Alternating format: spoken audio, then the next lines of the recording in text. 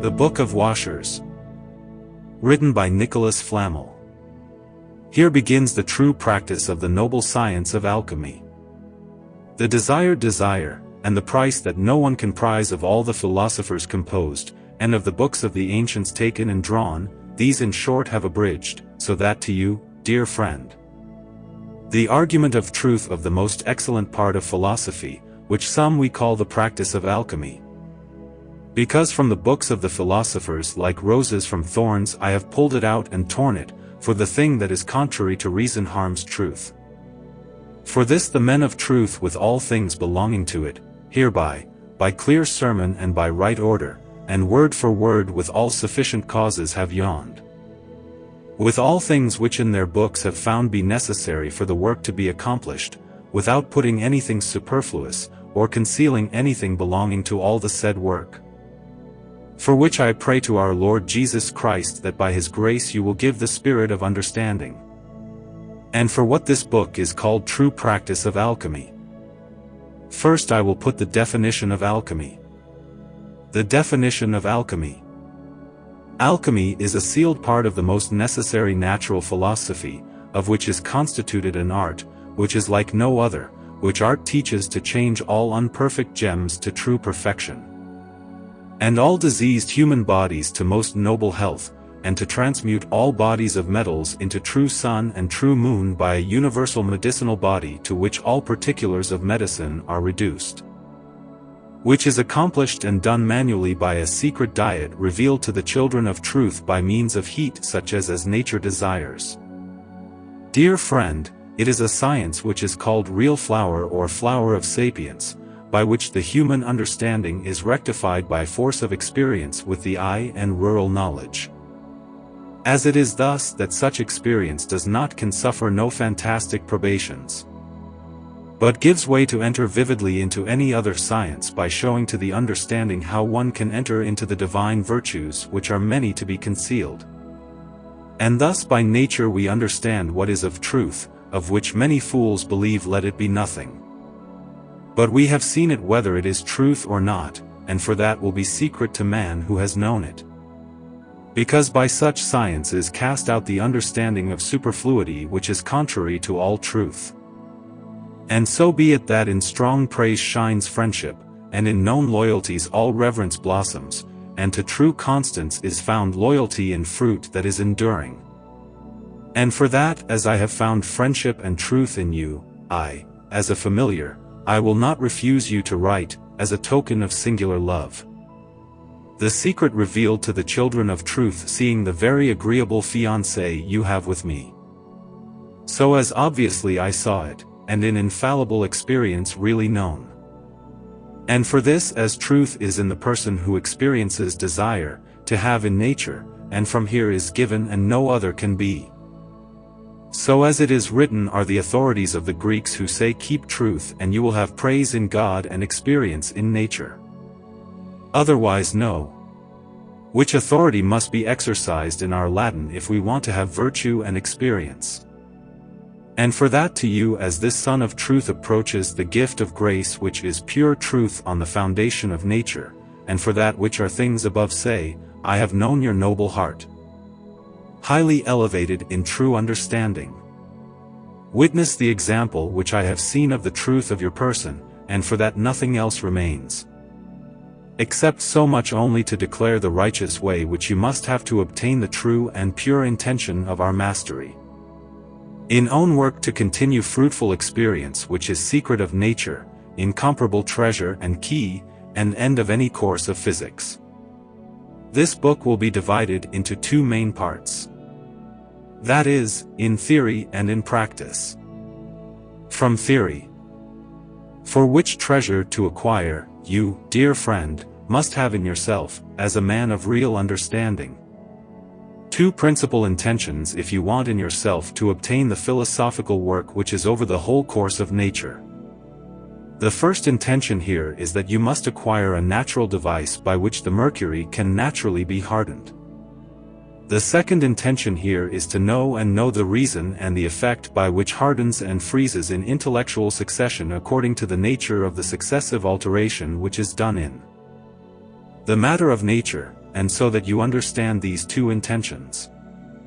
I answer you in the second. Say the true philosophers that quicksilver can never change anything, unless first it is moved apart and transformed from one nature into another. And so as it is transmuted, just so afterwards he transmutes. For when it is dissolved, afterwards it dissolves, and when it is hardened and congealed, afterwards it hardens and congeals. Whereby it appears that the reason why we harden and freeze it is so that afterwards it might harden and freeze and thicken every other quicksilver, not only into a mass of metal, but into perfect medicine, being in the form of a very elixiric powder. Heavy. Dear friend, hear, for nothing can be done without knowing the cause. And I have already told you that knowledge of the cause is that mercury is neither transmuted nor congealed except by intention to transmute and congeal. Because by him transmuted we transmute in the space of an hour, and without him transmuted we could transmute nothing, because transmutation is done only according to reason and force of nature. And for this, when the nature of mercury is once transmuted, it transmutes all other mercury into the like nature, for which thing it appears, returning to the first intention. As you must acquire within you natural apparatus by which first you may thicken, harden, and congeal the said mercury by knowledge of cause, to win such a device to freeze said mercury.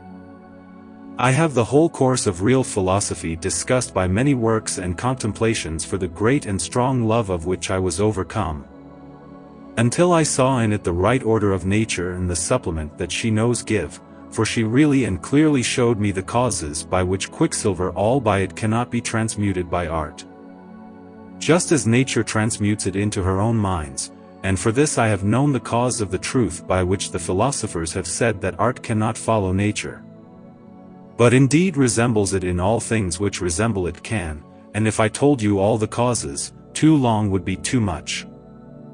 But in conclusion, one of the main and real causes is for this, because quicksilver presently doesn't contain in it all the right four compound elements. Because our very complete stone is made of all the four elements currently composed, because the simple ones and the too small art profit for what too many have simple and long actions of digestions, which the art could not wait by their too big residence nor information of heat outside, one could not give them by art which was good with the requirement of their simplicity. And for this visionary philosophy that in this point art cannot resemble nature. For this, because quicksilver, which is the material in which nature does her actions in the mining of metals, does not contain the four elements within itself, except two simply. And for this she commands us that we do not take it in art, if not for an element so much only, that is, for the element of water. Now get it, unnatured water. We, who are informed by established reasons of natural philosophy, know that for art, first of all, for principal naturally compounded elements are necessary. Namely, fixed earth and fixed fire, and unfixed natural water and air. And it is a trade that this earth and this fire be of the very substance of quicksilver, because in any other way never would be added to them if they were not of its nature and its matter. By which thing it appears that as this earth and this fire are fixed and are or must be of the substance of mercury, in firm conclusion must hold that such earth and such fire are nothing else, if not substance of fixed quicksilver, not that by art has been fixed or purified, but it has been by the craft of nature's work, in fine gold and fine silver in her own mine in the space of 1,000 years.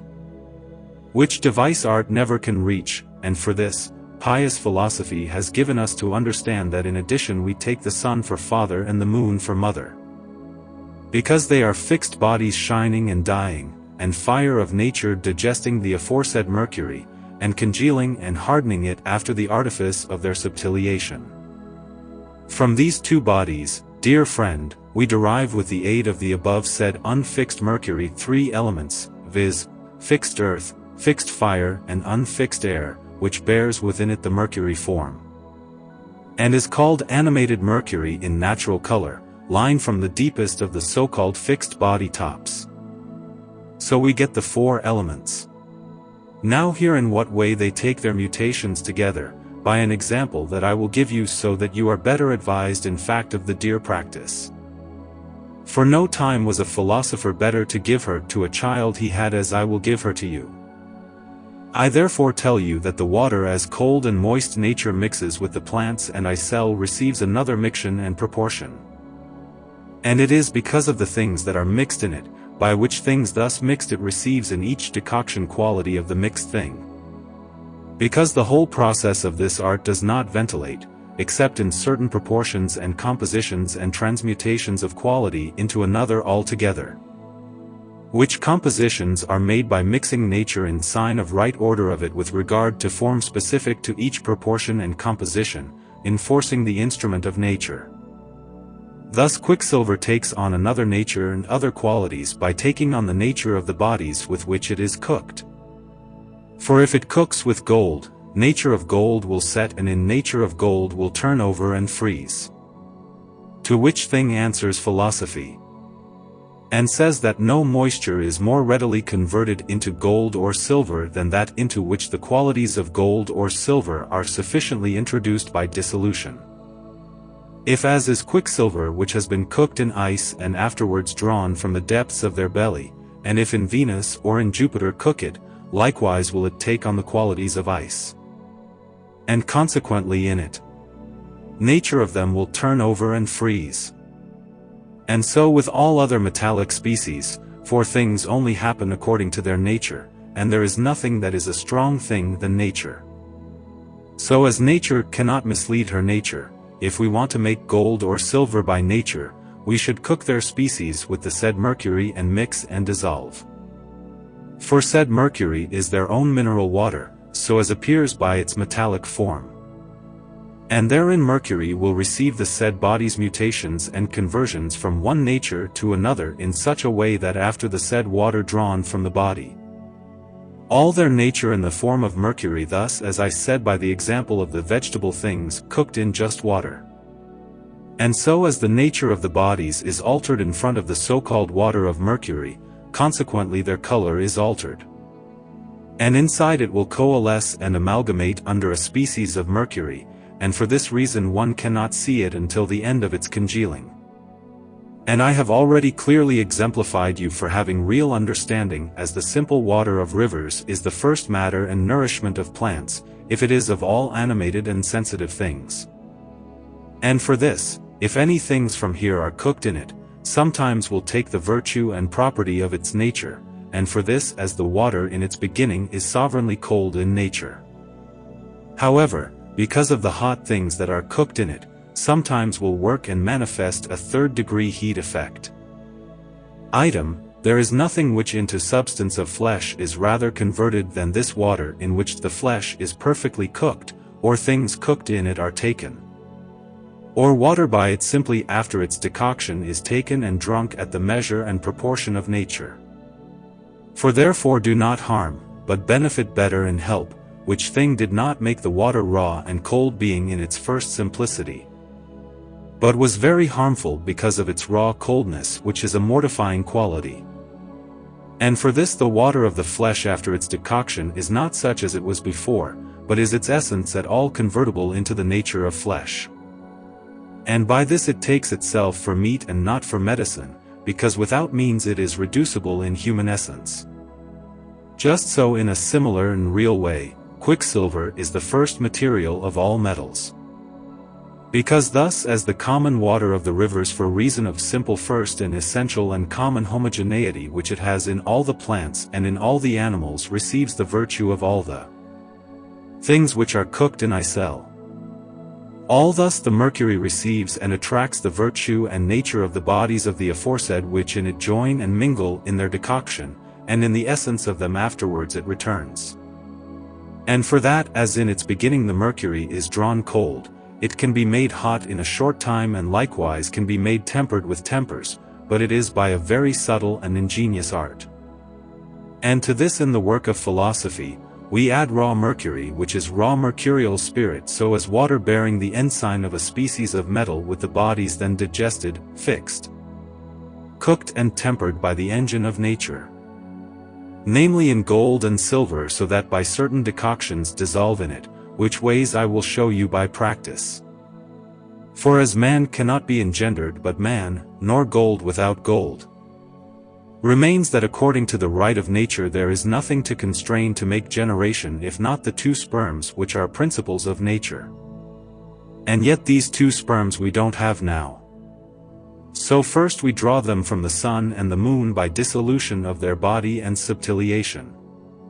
Thus, as neither the man nor the woman can add their sperm in coitus, so first they are not drawn from the kidneys by dissolutive delectation made by love of a libidinous nature. And so as man and woman suffice their sperm, so gold and silver suffice their sperm. Especially when the true seeds are spread and mingled in the chamber of the womb, keeping as well as the difference in generational lineage requires.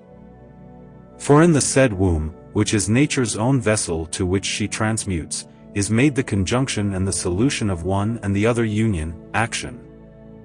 Passion by force of heat of nature, which is thus like heat of natural woman.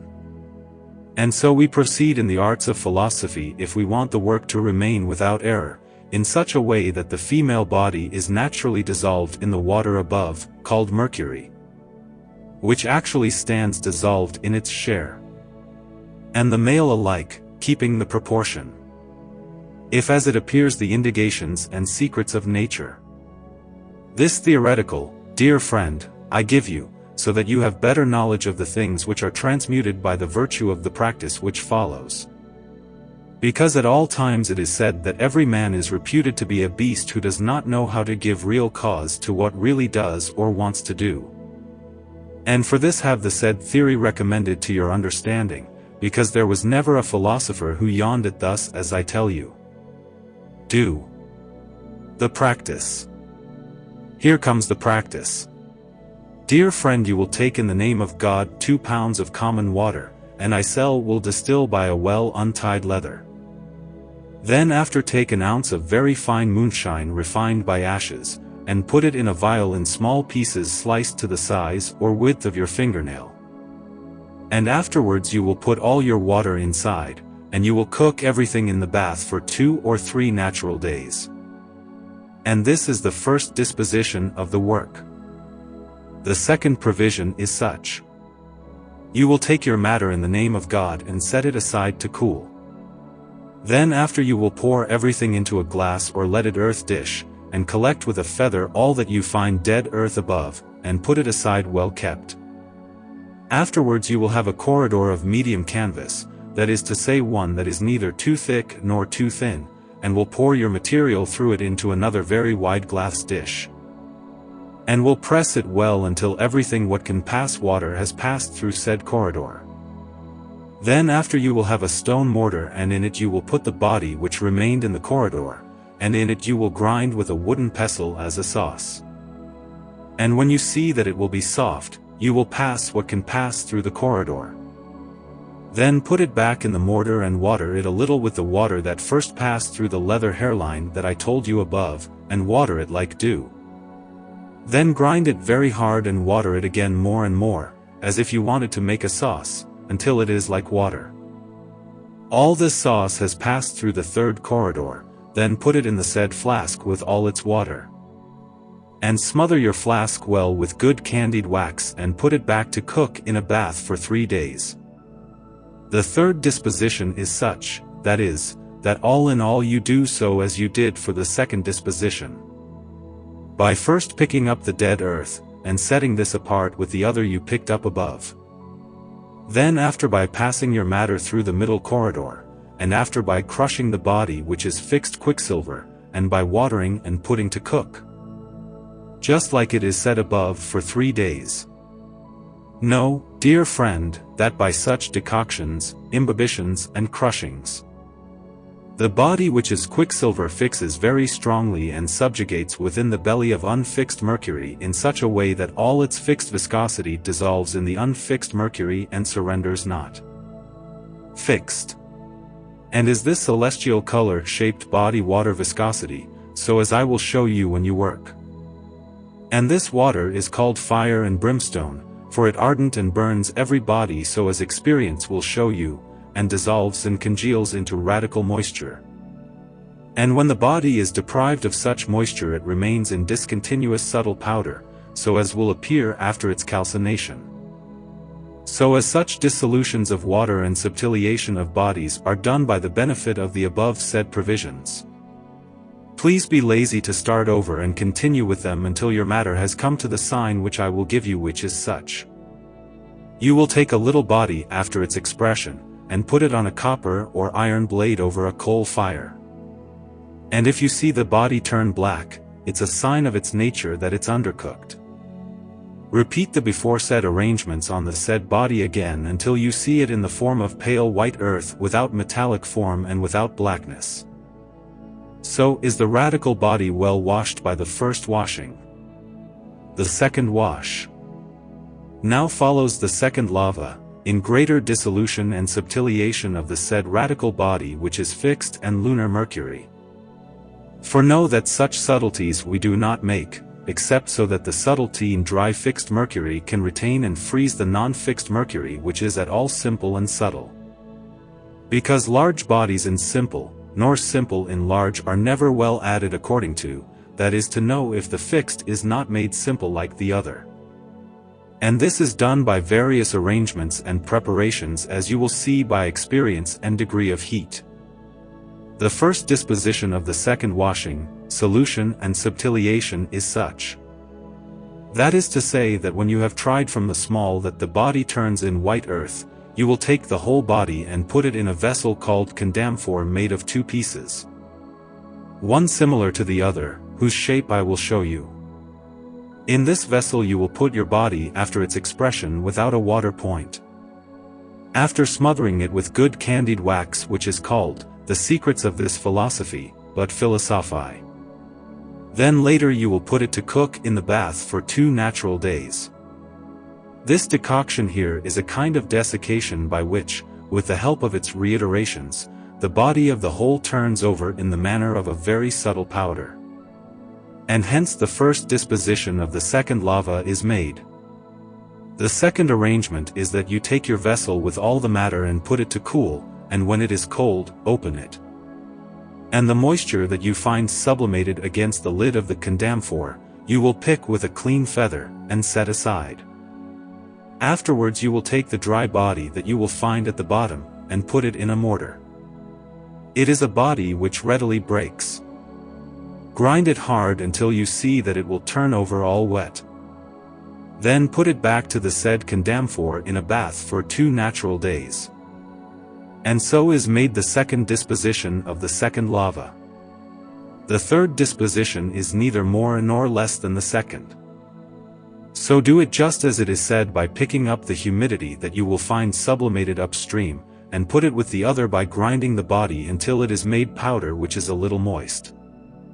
By such decoctions you will find that the body loses its moisture in each decoction and dries up in slow fire. So put it back to cook and dry until it is a subtle ash-colored powder. This is the third disposition of the second lava. The fourth provision is made neither more nor less, and like the others already said. By such arrangement we'll find that the body will be in more dry powder. Thus, dear friend, the fourth arrangement is completed. Now follows the fifth provision, which is done by further dry heat information. You will take the said powder and it will put the said condamphor. And then put it on ashes and give it slow fire, simply compost, which I will show you in your practice when you work. For the degrees of fire by virtue of their measure, which works to meet the requirements of nature, do all the work. In such fire you will leave it for a natural day. And this is the fifth provision. The sixth provision is that you let your vessel cool without removing it from the furnace, and when it is cold you will take your powder and grind it in a mortar. But first you have gathered all the humidity that will be sublimated and set apart by it, because it has another virtue and another power. Keep it well quenched in a glass vial, then put the powder back into the condamphor and put it back on ashes, and make there such a fire, as above told you, which is fire of the first degree. And such a fire must continue for 5 or 6 hours, and after all continuously in this same degree will compose the coal fire until it is fire of degree and a half. In such fire will be your matter for the space of 16 hours.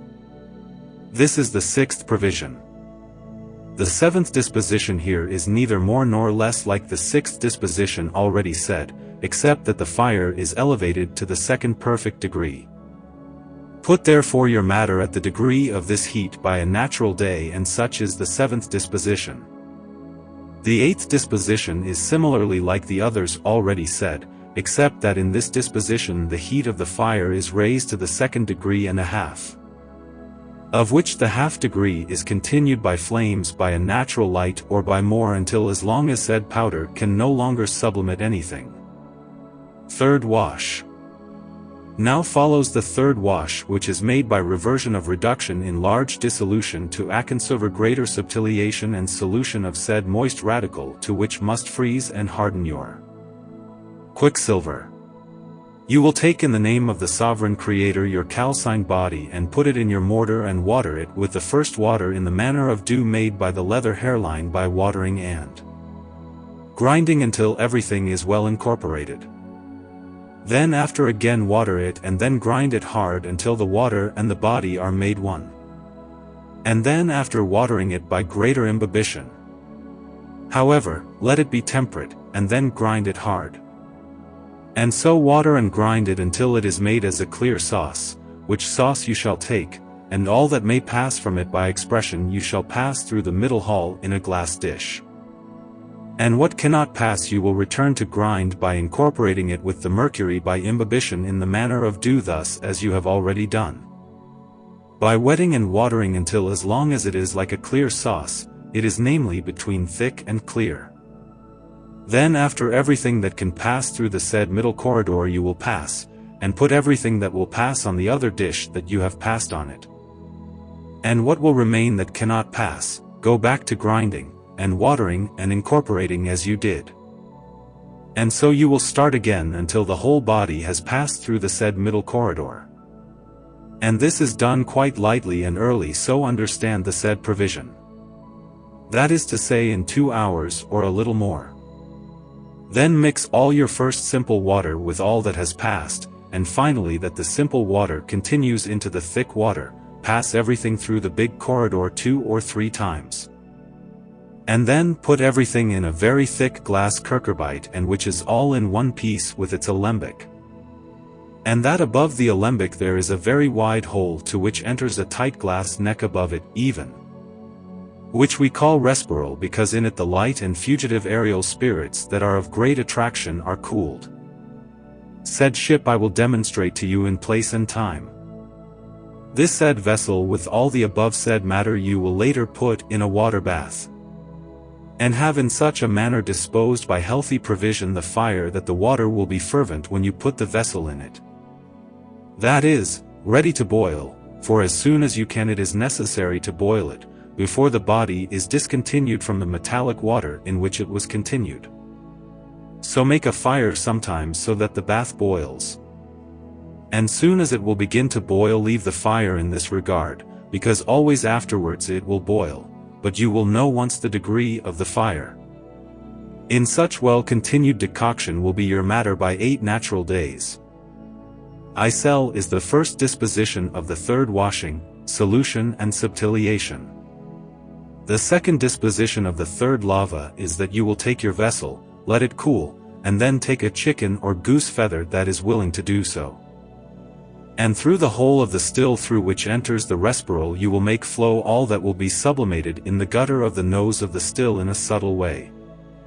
And that you lose nothing, nor mix anything of what is above with what is below, because everything that is sublimated, it is your job to pick it up and put it aside with what will be sublimated from the first simple water during the time of the assessments, because it is water to reduce and wash the earth. And when you have gathered this, tilt your vessel and let all your material fall through the hole into a glass dish in such a way that none of it gets caught against the vessel by rubbing it well. This loom is of a long and strong and very neat feather, and what will be sublimated in the refrigerator. Put it similarly with the sublimated water that above you will have gathered and put aside to reduce well smothered. Then after you will take your material, and it will flow through the medium felt, pressing it, and you will find your body hardened and skillful. For better subtlety put it in the mortar and grind it hard without imbibition, until you see that it appears very moist. So what can pass from here through the middle corridor by pressing, pass aside. And what cannot pass again, crush it. And of all in all do not more not less, as I said in the previous disposition of the present washing. And grinding and watering and going all through the medium felt and not the big one. Then put everything in a glass vessel very wisely, and then put your respiral on it and fight it. And now cook it the way I said above. Such is the second provision of the treatise on matter according to the order of the third washing made by art to have subtle matter with regard to the principles of nature. And for this we do gross things subtle and simple, so that they may promptly obey the acts which are principles of nature when shall come to generation. And that the qualities without means intercook which have to make works and suffer by mixing and natural composition. The third arrangement of the matter of the third lava, if done all in all like the second already said, do it because it is only to begin the arrangement again. The fourth disposition similarly is such as is the second and the third already said. The fifth is done in such a way as the previous ones, neither more nor less. So do it starting over, and don't get bored, because all virtue is to have patience in this work well continued by righteous practice. And for this you indoctrinate the philosopher by these virtues, who says, if happened to you that by studying many things, having knowledge, you must practice to remember, and always working in the right way to keep. Virtues you must lend, to your work patience give, because the greatest without fail between the virtues is patience. The first error in this work is to hasten too much, and for this long residence is raised in this mastery with noble patience, without which no man should put himself there. Because the bodies in their beginning are of strong composition, and for this they have job of long preparation by contrary operation. That is to say that they first calcine philosophically, and then dissolve thus as nature requires and not vulgarly. And in such a way the two luminous bodies are corrupted in sublimation of radical humidity, which is permanent water to fix everything that is not fixed. That is, by elemental retrogression until they have returned to their first nature. Namely, in sulfur and quicksilver by contrary works which are solution and congealing, not vulgal but philosophical and natural. So you can hear that there is nothing secret in this work, if not the way of working. Which work is nothing else if not to dispose the matter in its own heat with little graduated difference with regard to nature. As you will be able to feel by the practice that I give you. The tinctures are ignited by too great a fire and by too strong a movement, for which thing to keep you should not give them other heats, if not here that I declare to you. Otherwise nothing would do. Willingly give you the reasons, but too much would be long. Here only to practice thus as I tell you without passing its term, until you have accomplished it through its ordered days. And so nature will not be able to override its own movements. If by the aid of art and understanding the matter is well arranged on the outside. Nature has therefore marvelously worked within. Continue therefore well these provisions that I give you with regard to nature until as long as all its movements are perfect. For it is a trade that you continually arrange its material through its days until it has accomplished all its movements. And so will she rest in the form of a perfect elixir. You can have 3 good patiences, as you will see that your matter will always change, now to smell, now to color, now to softness, now to hardness, now to one, now to another. Of which things you can hear philosophical reasons. Noticeable. You should note that no less than you have worked and practiced in the moon, you can work and practice in the sun by taking the moon as sun. And such water and as much as you put in the moon, put in the sun in such vessel and in such mortar and in such corridor felt, and all the arrangements, and all the washes. And such fires as I told you above, as white you will do red, for you can work either one or the other or both.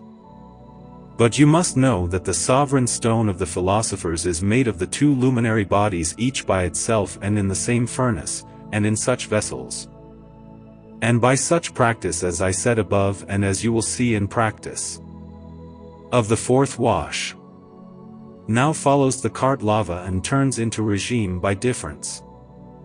The first arrangement on the cart lava is such. You will take the vessel with all the material and put it to cool.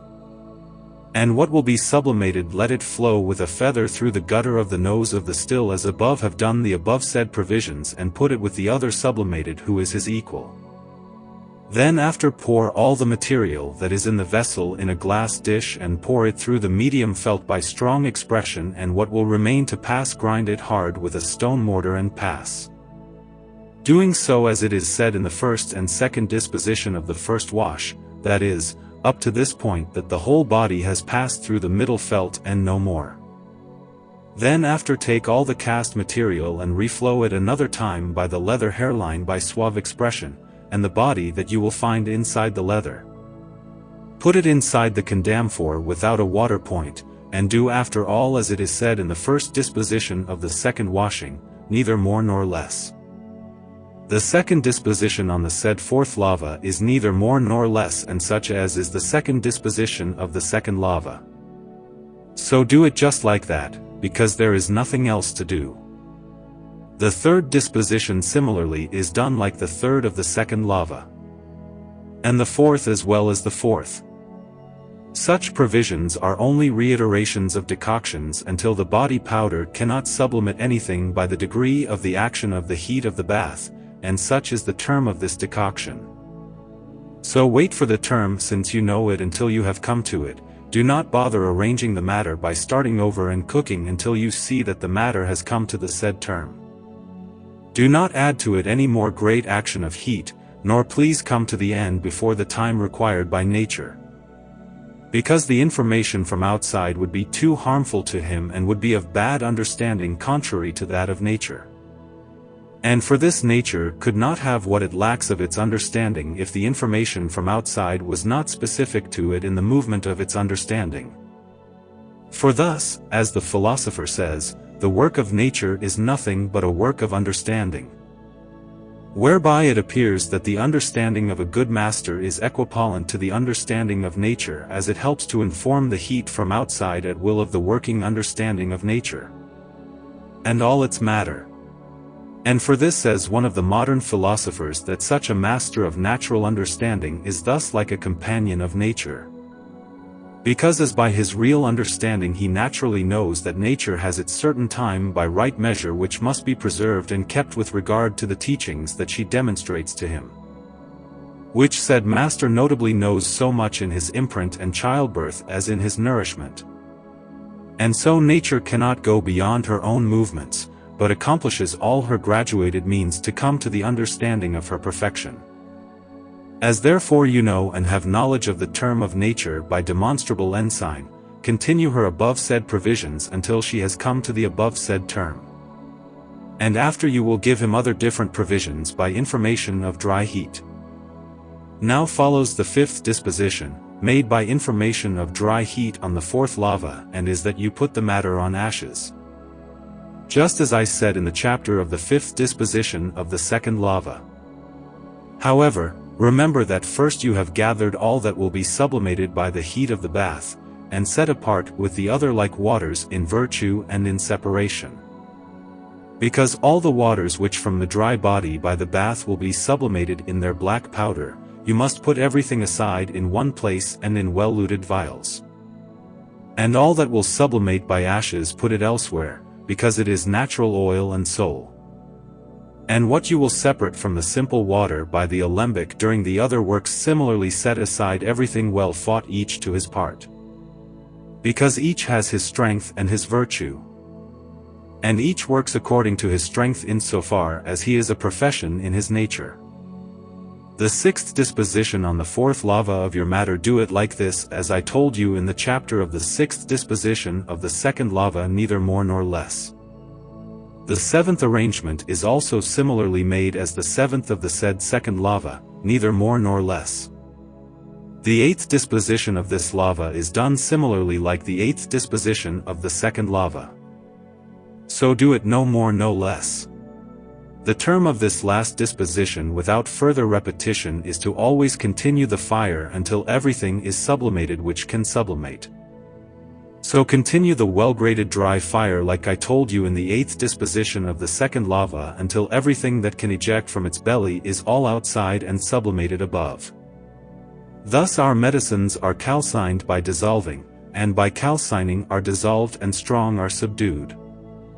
For in any other way they could not be modified.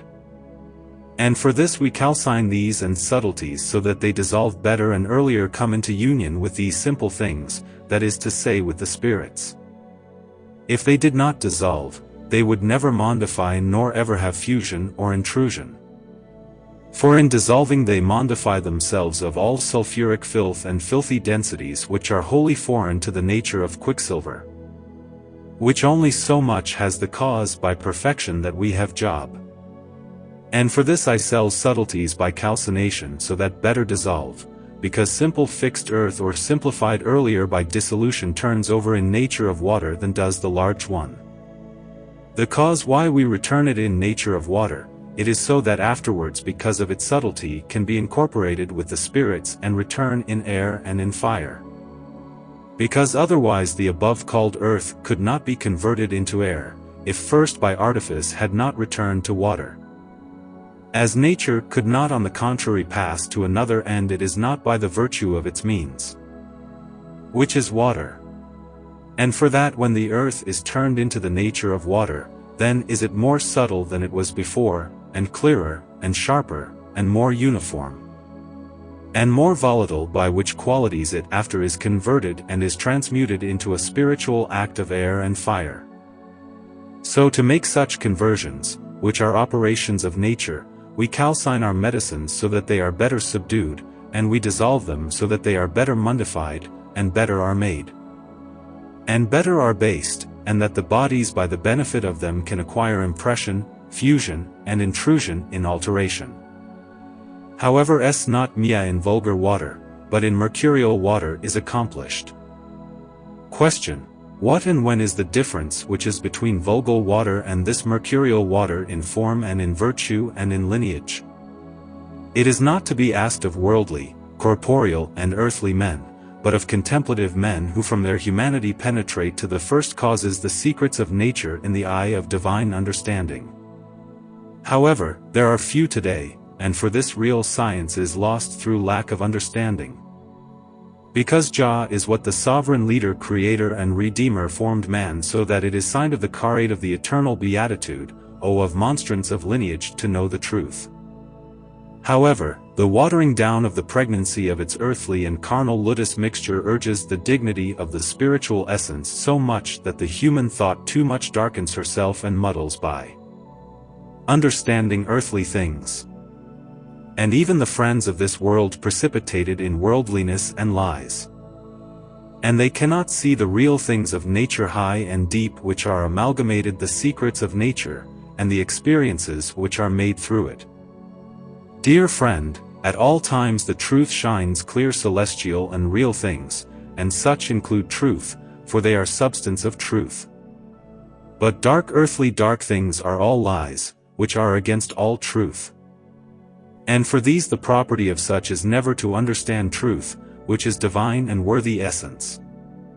Let us therefore use our life in truth if we want to see experience in nature. If we hold truth close to us, truth will love us, and will give us of its fruit. Otherwise, no. The fifth wash. Of greater subtiliation under difference.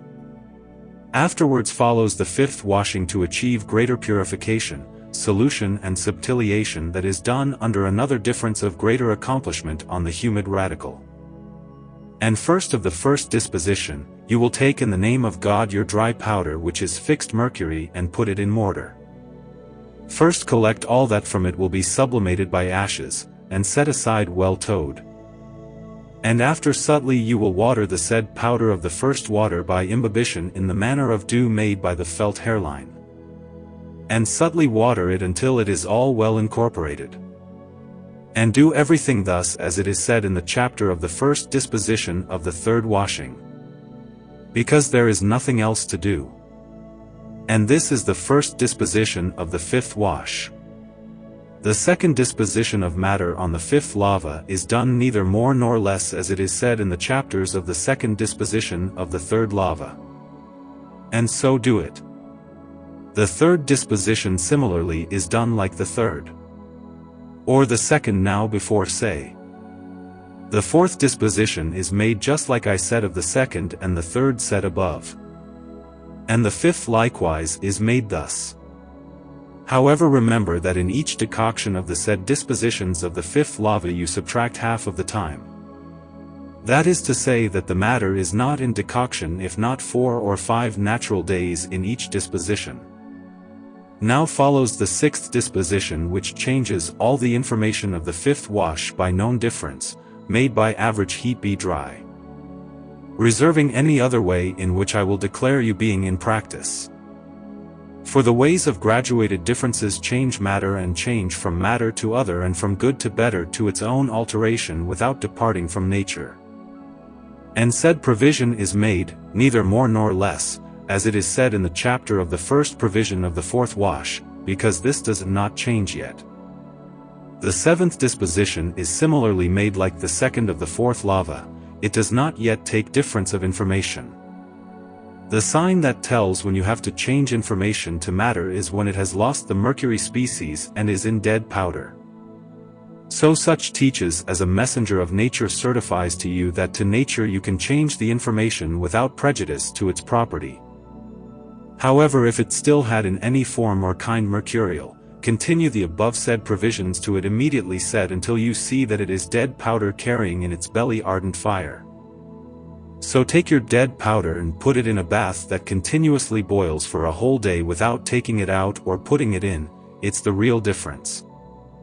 And if you want to know for what intention this is done, I will tell you.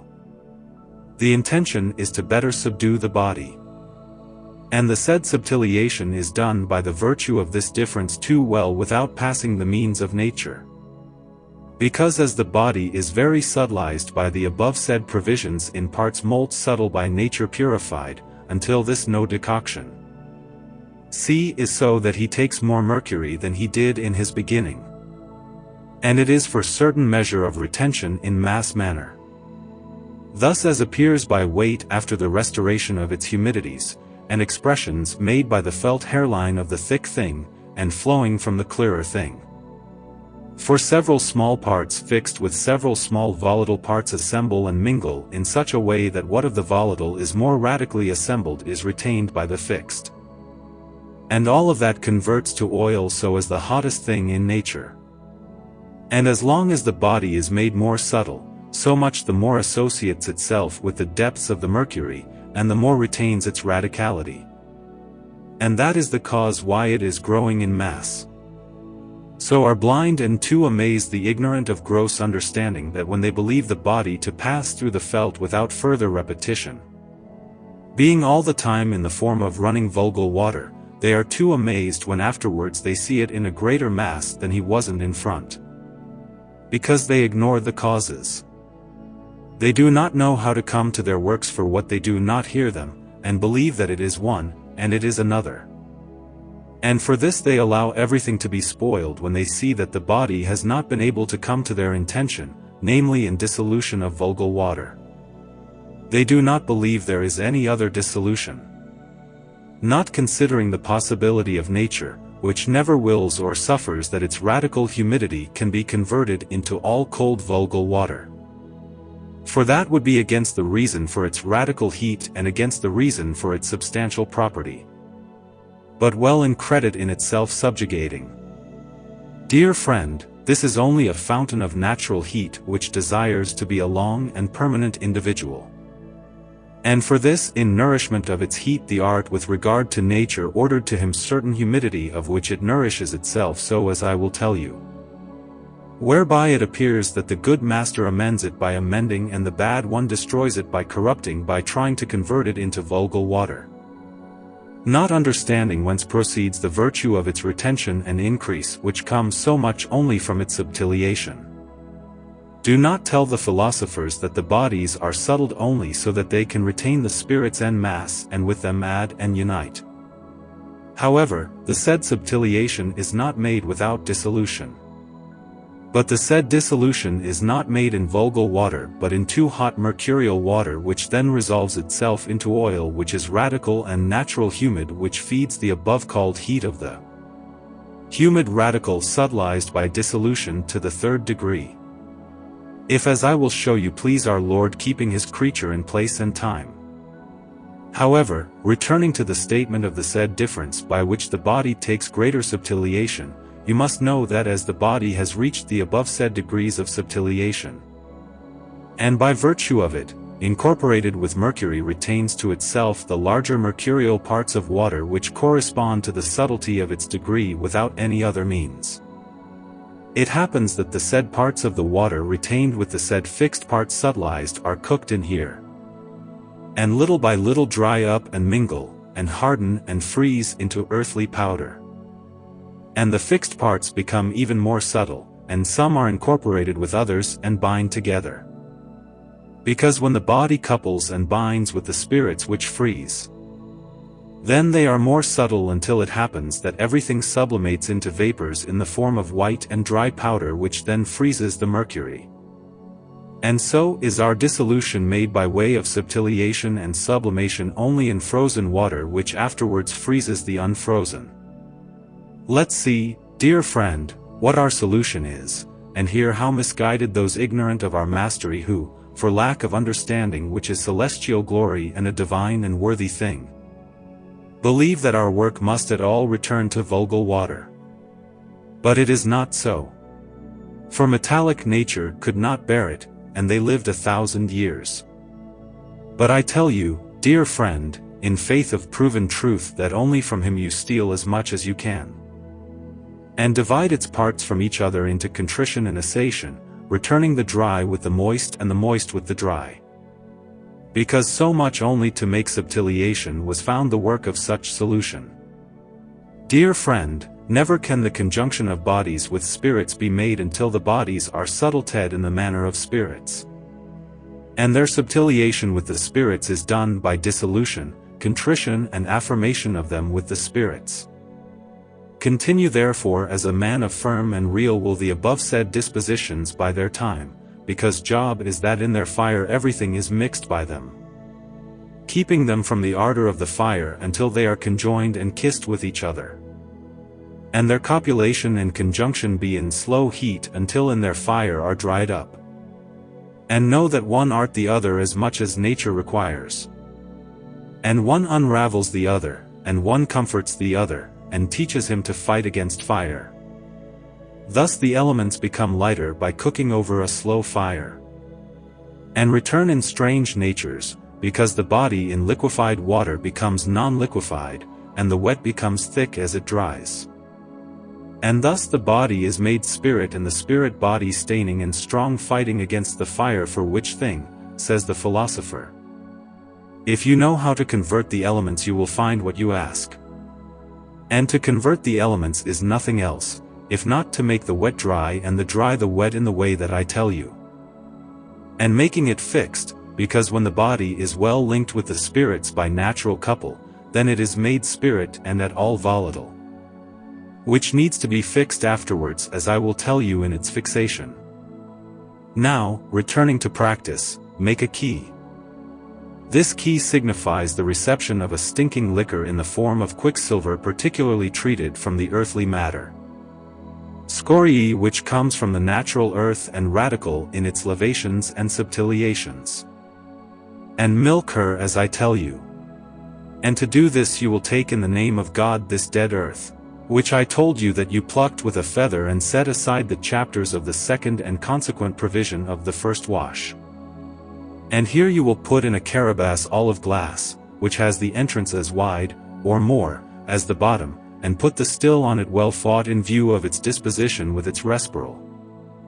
And put it in the furnace on ashes, and he continue the fire of the first degree on a natural day. Know that from the belly of this evil terrestrial and envenomed beast will throw the above-called liquor in the form of stinking mercury by sublimation. This liquor which you will find sublimated above against the still you will pick with a hare's foot, because with a feather you could not pick it, because it is too fat and unctuous. And for this it holds too much against the still.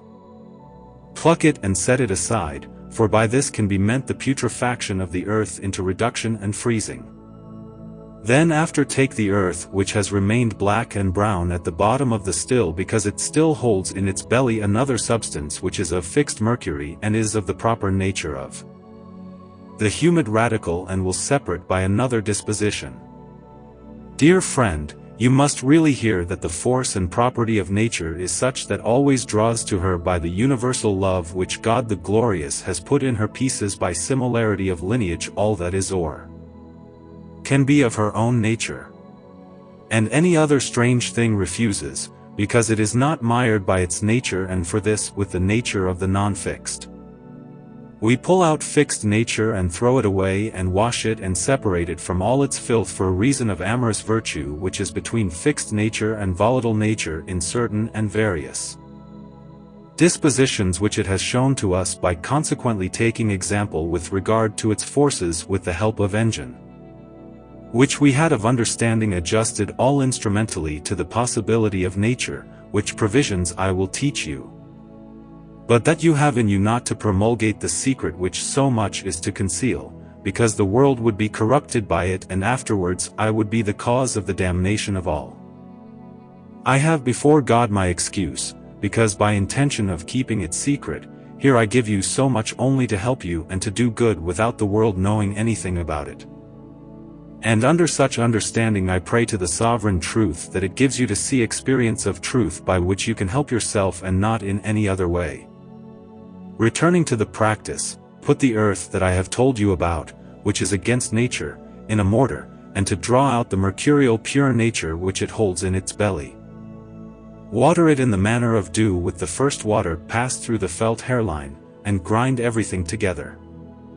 So you will see how the water will draw the radical parts which are of its nature, and in them will be incorporated. And the others at all will refuse, for they are not in proportion to its nature nor its clarity. Put more water in it, always by imbibition in the manner of dew while grinding until all that it will have drawn is quite clear. And then separate the water by the untied felt and you will remain of the radical humidity what was in the belly of the said feces. And repeat this so many times and until you find nothing in the belly of said feces and radical humidity. Afterwards, throw away these feces, because they are worth nothing for this, because they are not of the honorable nature of metal, but are at all contrary to it. Thus as by experience it is possible to know the nature of which our medicine is made, as you can inform by double experience. The first is that the aforesaid feces cannot be added with the quicksilver, nor the quicksilver wants to take them, by demonstrating that they do not participate in anything in its nature. So as by the second experience you can certify yourself. For if you return to the body by dissension, now you will see them return to the nature of glass which is outside the nature of metal, of which we only master by purifying it of all garbage and in which nothing else we add. Which is strange, neither powder, nor water, nor anything else in the world. And under this, dear friend, you can hear that our mastery does not require a multitude of things nor many. Follow so much only a nature, a stone, a medicine to which nothing is added which is strange, nor is diminished. Except that the superfluities are removed by drawing all that is of the pure nature of quicksilver thus, as I have told you, are the causes of its nature. Work then and use the noble nature, because here only is a cause of perfection if, as you will see in your work, it can never be amended except always in its nature. No, certainly. Subtle therefore well I sell and purge of all its refuse thus as I have shown and taught you. And don't be bored if you want to see high and marvelous experience in the way of nature, which experience is by the rural people of the world reputed for an enchantment. Noticeable. Here must note as it is noted before. Let all the waters of the sun, as it is said of the moon, both by the bath and by ashes, be each set apart well quenched, for the white waters are for whitening, and the red for reddening. And the lands also each by itself be subtilized, and let the stinking liquor above mentioned be drawn from the slag soil of the sun apart, so as it is said of the moon. And also be drawn the humid radical from the feces after the distillation of the stinking liquor, and set apart in the sun, as it is said to the moon. For it is the same practice both in white and in red, but each one be made apart from oneself until the conjunction of the earths, as you will see in practice when you are in universal reduction. And of this conjunction must be understood when your work is made on the great stone of the two quicksilver fixed in the same degree. But when the work is made of one of the two bodies, so much only either of the sun or of the moon, it does not, you don't need any earth conjunctions. But however medicine is two nobler and two better, so much in the projection on lively silver and in transmuting all metals into true perfection of gold and silver. And in giving perfect health to all human bodies, made of the two luminary bodies. That she would not be at all alone through him. You must here compose the principles of nature to the great work, in such a way and by such measure. You will take in the name of God first to make the principles of nature 3 ounces of the earth of the subtilized gold and 1 ounce of the earth of the moon. And mix everything together on the porphyry by watering them with 72 ounces of your water kept before said provisions. And 4 ounces of stinking liquor. That is to say that the water and the said liquor are red compost by grinding and watering until they are well incorporated with each other, and water all drunk, and that it is in the manner of dew. Afterwards put the matter in the condamphorus and then in the bath, as it is said below in the practice. By making all the ensuing arrangements. And so as you did to red you will do to white. That is, by taking 3 ounces of the subtlety earth from the moon and 1 ounce from the sun. And mix them and water them in the manner of dew, and grind with the white water and with the white stinking liquor by such weight. By such measure and by such manner as it is said with the red, while proceeding to the practice as it is said below after. However, if you did not have so much land as it is said above, always return to the weight that I will tell you. Namely, if you only have 1 ounce of said compost, both red and white, you need 18 ounces of water. And for each ounce of each compost 1 ounce of stink liquor. Even red to red and white to white. And grind and water in dew as I said. And if you see while grinding on the porphyry that there protrude from the material any drops of your water, do not put it back with the material. But let them flow out of the marble in a case which will be placed under the porphyry. And so do as it is said until the water is all incorporated with the earth. And then put everything in your ship. And also put in it what is dripped in the said breakage. And if the matter cannot contained in one vessel, put it in several. And do not grind the stinking liquor on the marble, but put it with all the matter in the vessel or in the vessels. And so cook in the bath, always picking what will rise to the mountain. And do not remove your matter until it is hard, and feeling with a sharp rod each time you remove what is high above. And when it is in hard mass, take what will be high and put it with the other picked top. Then take your material and put it on the marble and break it up into pieces and grind it down a bit. And then put it back in the vessel and then in the bath, and so do until the bath cannot sublimate anything. And then put it in the dry fire of ashes, and what will sublimate put aside in another vial. And then grind it and put it back on the said fire, and then pick what will sublimate and put with the other. And so do until nothing of him can sublimate by the said fire of ashes. And then calcine your material at higher heat, and calcined I sell, put the moist on the dry and put it back in bath.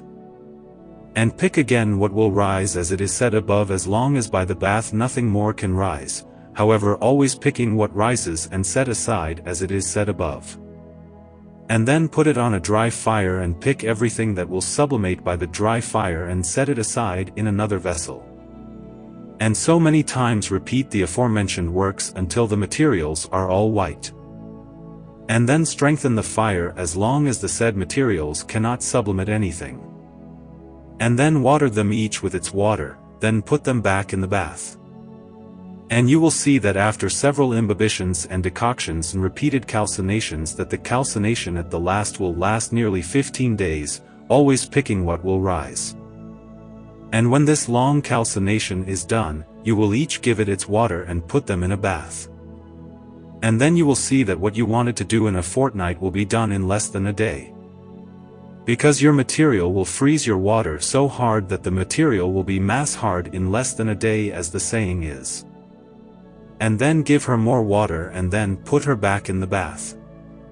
And so do until the water is frozen and by the bath nothing can rise. And then on ashes until by said ashes nothing can rise. Then put it in an earthen vessel whose mouth is wider than the bottom and is of very strong earth and very high, and then well glassed. And has a glass lid which will stick to the mouth of the said vessel like an alembic. And sit your ship on the stove on iron bands. And make a very strong fire of flame as long as all the matter melts by forcing the fire until the matter sublimates in the manner of white flour. So remove the fire and take the said flour and water it with its oil, that is, white to white. And add as much white ferment as there is flour. And then put him in the bath. And what will sublimate set aside. For this water is more animated and more exuberant and closer in nature to metal than was the first. And is properly named azoth. And then when nothing more can sublimate by the bath, put it on ashes by calcining them. And what will sublimate upstream set aside well guarded and suppressed. Because it is precious oil to insert and give fusion to the medicine. And from the lands which will remain at the bottom you will make your conjunction and your great reduction. By watering by measure as it is said below in the 7th wash. And to the red do the same, namely by watering it with its oil with its weight of red ferment. But you must know that the said gold flour which is raised white must be reddened first before you add the ferment to it as it is. And redden it in such a way, you will put it in a glass bowl and put its red water there and mix it until everything is well incorporated. And then put it on the marble and give it more water until it is neither too soft nor too hard. And then put her in her vessel and set her on ashes. And what will sublimate you will put back on the feces with other water. And so do until the said flour is all vermilion at the bottom. And then water it as said is of its leaven. And draw the elements both white and red as I said above. And then do your conjunction of the two earths and the great reduction as I wrote above. And this as it is written in the 3rd regime and in the chapter of the 7th lava. Returning to the practice to make the 8th disposition of the 5th lava. You will take all that you have drawn from the womb of evil and unnatural feces and add it all together with the above said natural powder. Yet all be moist radical and natural by grinding and incorporating everything together without any other moisture until it is all well blended. Then after take the liquory stinking dampness that you have said above, which has drawn from the bad scoriae feces by sublimation. And I shall all incorporate with the said radical powder by grinding and watering by imbibition in the manner of dew until it is all well incorporated or drunk. Then put the said material thus watered in the well-luted condamphorus, and put it to cook in a bath for 2 natural days. This is the said 8th disposition. Now you must note here that if you want the work to shorten, you must carry the provision of the beforesaid chapter or paragraph of the 4th provision of the 2nd wash by doing it there and not here and continuing on this long decoction as well as I told you in the foregoing present provision. And then continue everything in the way that I will tell you now. Which is that you must protrude by transporting yourself from the said 4th disposition of the 2nd lava to the 3rd or to the 4th lava. And shorten your work as much as the time of the provisions that are in here and this rises. However, you must know that as much as it takes perfection in the preparation, so much will be the work less in its projection. But always will do no small or great work according to his preparation. So please prepare your stone well, because never belongs to man to work well if not something well prepared. Dear friend, preparation is the treasure of the thing and the mirror of accomplishment. So, if you make perfect preparations for the stone, you will do perfect accomplishment hereafter. Because as much as you deprive it of its preparation, so much it will deprive you of it, and its power in projection will be less. For this, says nature, help me and I will help you, hear and see what I say to you. Then after, returning to the practice for the 9th disposition of this 5th wash, you will take your above said matter. And what will be sublimated from it you will pick with a feather and keep it apart. And then grind your material in a mortar. And if you see it in dry powder, put it in a bath a fortnight. And if it were not rightly dry, that is to say that you felt the humidity of quicksilver in it, do not cook it except for 2 days until it is dried up into a dead powder like bright ash visible in the ray of the sun under the shade. So cook it on a natural day. This is this 9th provision. The 10th provision of the 5th washing is that you take your matter after the 15 days, and what will be sublimated pick and set apart with this above well quenched. Then after crush your powder, and if you see that by its subtlety it goes up in smoke, do not crush it any more until it is dry, nor do not remove it from the vessel. But as soon as you have picked what will be sublimated from it, fight back your camphor. And put it back to cook in a boiling bath for 3 natural days. And this arrangement will start again until nothing of the powder can sublimate any more by the heat of the bath. Of the 6th wash. Now follows the 6th lava in difference. And first of all from the 1st disposition. You will take your powder. And pick all that will be sublimated from it and set apart with its other similar sublimations. Then after you will water your powder by imbibition in the manner of dew made by the felt hairline of the first water once sublimated by oneself. And grind until the water is well incorporated with said powders. And let nothing appear from the said water and be made imbibe very closely, for there is no need for the earth to be revived by too much imbibition and burial. But so much only is said imbibition done so that the earth better empties and discharges itself of all moisture without adustion. Then after put your material in the bath and give it fire not of perfect degree for this time. And he continues on a natural day, and such is this 1st disposition of this 6th lava. The 2nd arrangement is neither more nor less like the 1st, set of the 6th lava, except that the fire is fortified to the perfect degree absolutely and a little more. Get on with it on a natural day. This arrangement begin again by grinding and watering and calcining, and always by forcing the fire each time and until at the last nothing of it can sublimate, but remains completely dry, empty of all moisture. And when the earth is fixed in pale color deprived of its perfect blackness, repeat the said manner until you see that none of the said powder can evaporate in smoke on an ignified blade of iron, copper or silver. Idle is the term of this lavation, and in such a way we separate the oils by lavations of water and desiccations of fire. By which thing it appears that the water like spirit draws the soul from the bodies. And when she draws herself out of the body, she remains wholly united in the spirit for this because it is her own place and her own retinaculum. Here healthily, because the soul is nothing else but dye dissolved in the spirit. And so like the dye of the dyers which is transferred into the water by dissolution and afterwards inside all the water they put their sheets inside that they want to dye. And then the water goes away by desiccation and the fixed dye remains with their sheets. Because of its oleogenity. So it is with the water of the spirit in which the tincture of the air is carried, for when we return it to the body, first see it in white earth in sheets. And sometimes by action the heat dries up the spiritual water and the soul remains fixed to the body which is the tincture of the water.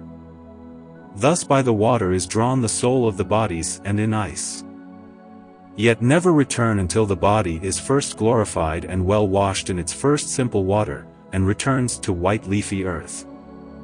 So orders Hermes that in such prepared and infoliated earth you sow the water that you have drawn on it. For that is what will hold it and freeze it, and thicken it into the perfect elixir. Here begins the third regime of the stone, which is called reduction. The third rock regime is to reduce moist water on dry land, so that it recovers lost moisture. And for what I noted to you above, that the perfect stone is made of the two perfect bodies and two elements which are dry, hard and stony. That is, fire and earth, which agree in dryness. And for this set must be prepared, because they have the same preparation. Conjoin therefore the pregnancy of fire with the earth after the extraction of the air, and prepare them together for shortened time. And so that the mixture of them is good, and that the preparation is not confused, and that one can dye the other well, and that they cannot burn on the battle of fire. And for this, it is safest to prepare them together and the soonest. And their preparation is so that they meet greater moisture than they lost in their calcination. That is to know what they had lost, and besides the 50th part of them. For the calcined body is discontinued for what in every way it is of its deprived water. And because he is dry and empty and very thirsty, he willingly drinks his moist water, and because hereafter follows the conjunction of the two earths with the seventh washing, which is universal reduction on the nourishment of the earth. Dear friend, you must know before you begin the next said seventh lava, which is universal on the nourishment of the earth and the reduction of its universal water. You must do a great secret in nature which I will tell you. That is to know that before you separate your elements you must know that everything weighs. Now let us take thus that the water and the earth together weigh 12 ounces. And that after the separation and calcination that you have of the white earth 1 ounce, it has lost 11 ounces in its calcination and is emptied of all its moisture. And also you have to do like red and set each one apart. And then, so as I told you before you started said seventh lava, you will join your two lands. That is, the pregnancy of the fire with the earth of the moon. And you will water them with white water little by little, so as I will tell you in the said seventh washing, until they have drunk what they had lost in the calcination. And besides the 50th part of it. Now here must note a great secret about the exuberance and increase of the virtue of water. For after your conjunction of the earths and you have begun to make your reduction, that is to say after the space of 6 weeks or 2 months, you must take a little of your matter about the bulk of a weight or less, and put it on the porphyry and drink your white water. And know that wonderfully your water will thicken and fatten up in such a way that you cut it with a knife in pieces, so slimy it will be. And then always give it your water, and always it will thicken. And know that the said little one of your matter will increase in nutritive virtue, 2 pounds of water, if you have it, by watering and grinding. And this water has more virtue to feed your land than it had before. And from this water thus multiplied by virtue you will nourish your earth, as well as I will give you by practice throughout the provisions of the seventh lava, while keeping measure according to the order of nature. The seventh wash. And is universal on the nourishment of the earth. Now follows the seventh washing, which is made by reduction in reversion of universal difference. The form of which is craft, you mean by separate differences with regard to the nature of each substance. That is, earth, water and air, each by her separately. By resorting to actions and passions, and that each of the said substances can suffer works according to its nature. And by universal difference having regard to all the universal substance which is of the 3 above-mentioned natures. And to his work you must give him by right information, made by 3 various measures of heat according to the property of the nature of each of the said substances. Thus, dear friend, nature should be understood by elevated understanding. And also both generally and particularly through the knowledge of its substantial differences. For substantial difference is the cause of its effect and of the accidents which are in it. For this please know that in any load must have certain weight, and in any measure, and in each work, task. It therefore appears if it is a profession that the works of nature you have the understanding to know the causes if you want to work right. By arranging the matter and lending information for the intention of nature. Where the better you will understand nature, the better you will know the form of her works. And the more properly you hear the forms of his works, the better you work them by way of measure. Hear therefore the work of the present washing in the matter of nature from difference to difference, and in what way is done. Because it is a job that you take away its death from the earth and return it to life. Her death is nothing but her pregnancy. This pregnancy you will take from her by dissolution of a difference. And yet it is a trade that you remove the smoke from the water by dissolution of other difference, and from the air its blackness by frequent dissolution. Now I will show you by chapters how you will do them in practice. And note well all that I will tell you, because in this lava solution and congealing are done all together by measure of nature. You will take in the name of the sovereign Creator, glorious God, your land. Note this, that if your work is on the large stone you must make the conjunction of the two lands here. And I sells to water as it is said in this present washing. That is to say as much of one as of the other, calcined, and here you will drink the first water sublimated by imbibition in the manner of dew. And grind it hard until there is no water in it. This imbibition is done too closely by small waterings with regard to the virtue of the earth and what it will have lost in its solution. If therefore you see that in view of its loss the earth could no longer drink water without the loss of its earthly form, small and narrow would water it. And keep as you will, for she palates more than her heat can digest or convert. And all conversion is done in mush place, that is to say inside the belly of the earth. Thus, as the conversion of meat takes place in the stomach and other hot spots, for at all times the digesting heat is in a hot spot which cannot be seen. And Ilek is changing.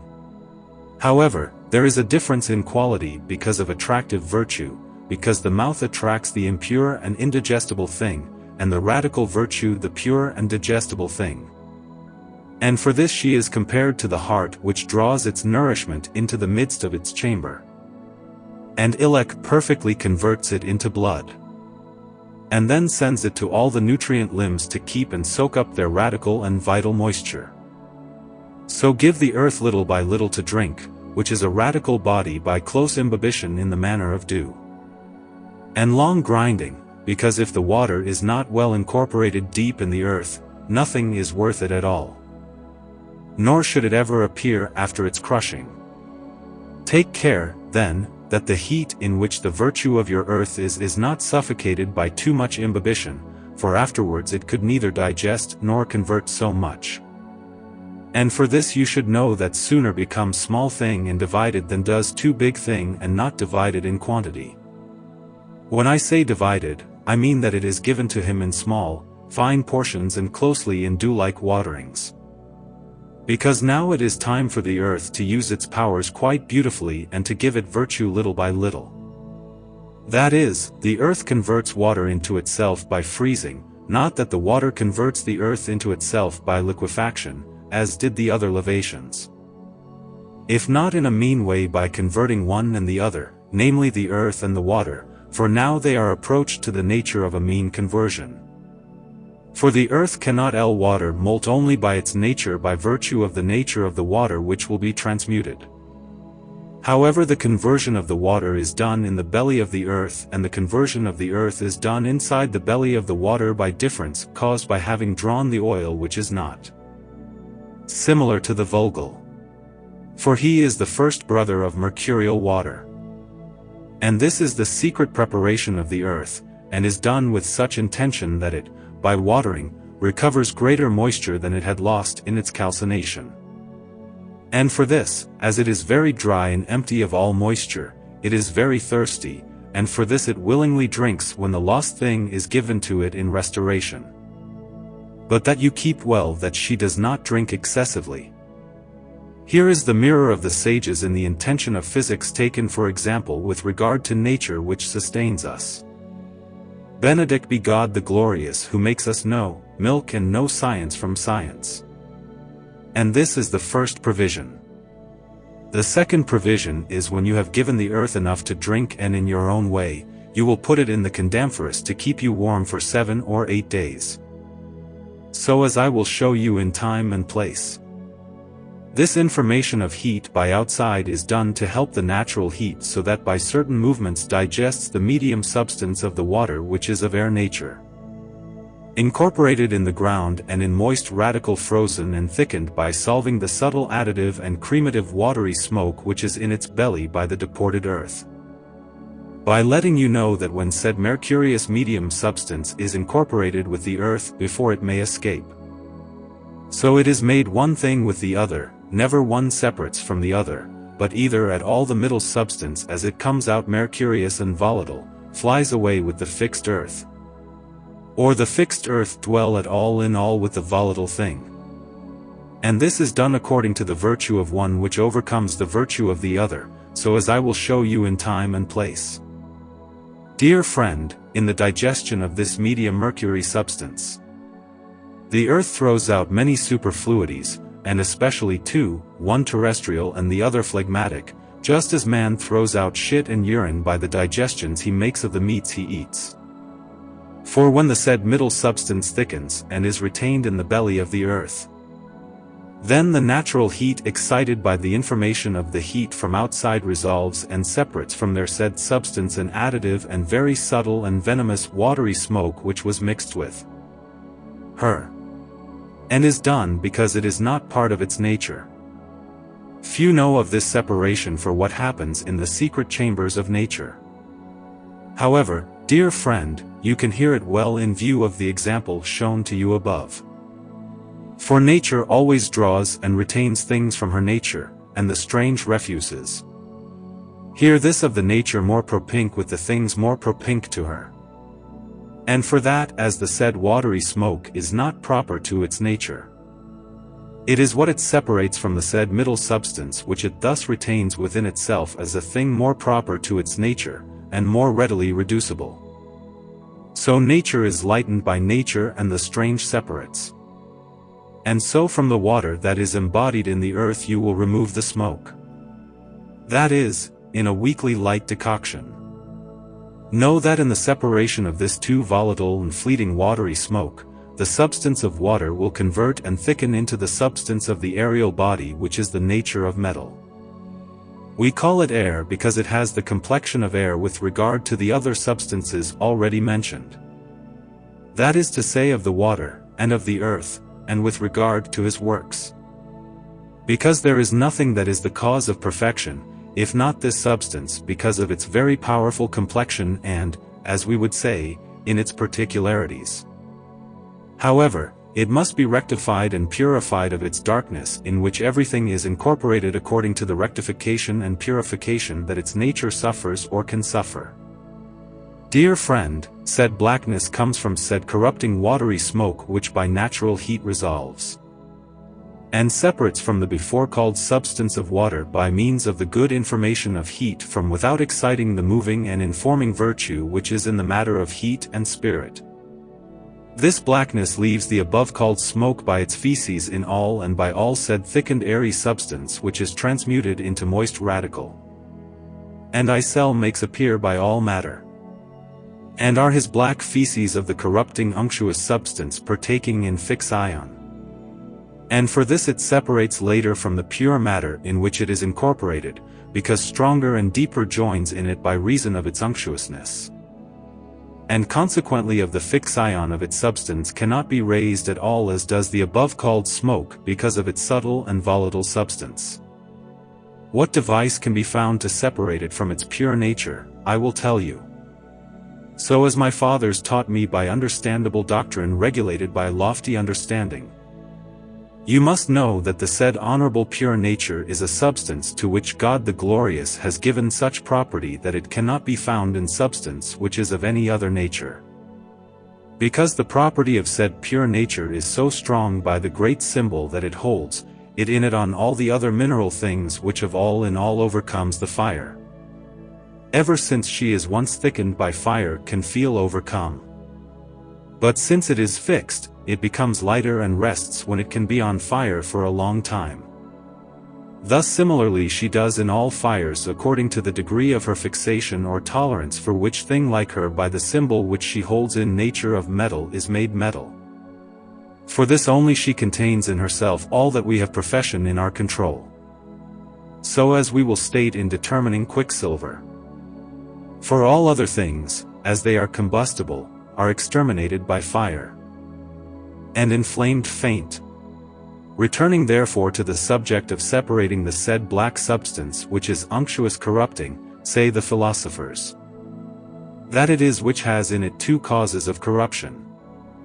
Namely, a flammable substance because of its unctuousness, and terrestrial starch because of its exterminable fixed substance. For the first corruption it has by its unctuousness, nor does it stand long against the fire, for it is combustible oil.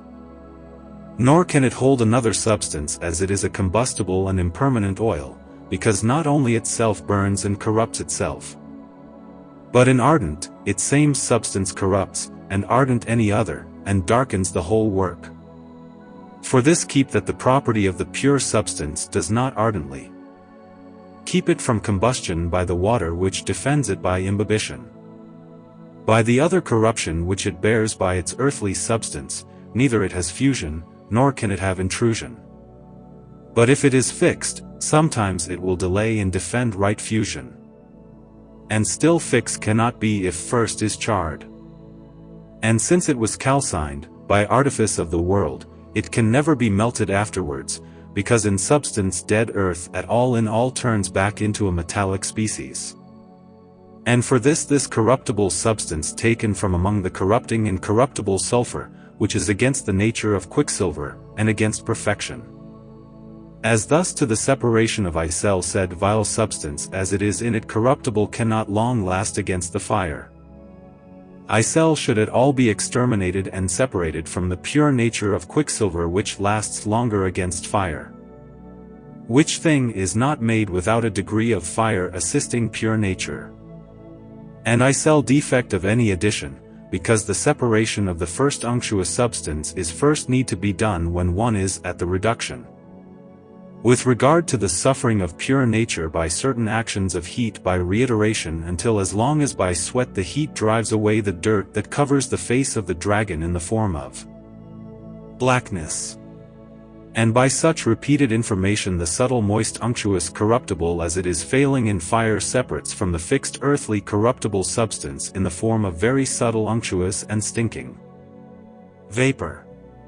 And will remain its fixed substance all exterminated in a fixed earth from which the pure nature of quicksilver never has after treatment, but at all refuses it.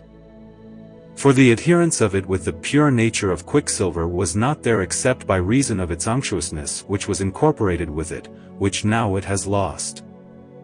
For unctuosity holds a symbol in nature and constitutes the connective means by which various monsters are made. For they take natural conjunctions, the natures which are of various lineages. And who this does not know, he is not in his trial true philosopher, nor nothing knows of the universal love which is the rarities of every kind. The other fixed earthly substance, as it has no love or connection with the pure nature of quicksilver by reason of its unctuous perdition, we separate it at all from pure nature. And it is by double accident. That is to say, as it has lost and as after the thickened and frozen pure nature separates from the fixed terrestrial icel by sublimation. And by this obviously appears as never said earthly substance can be separated by simple levation.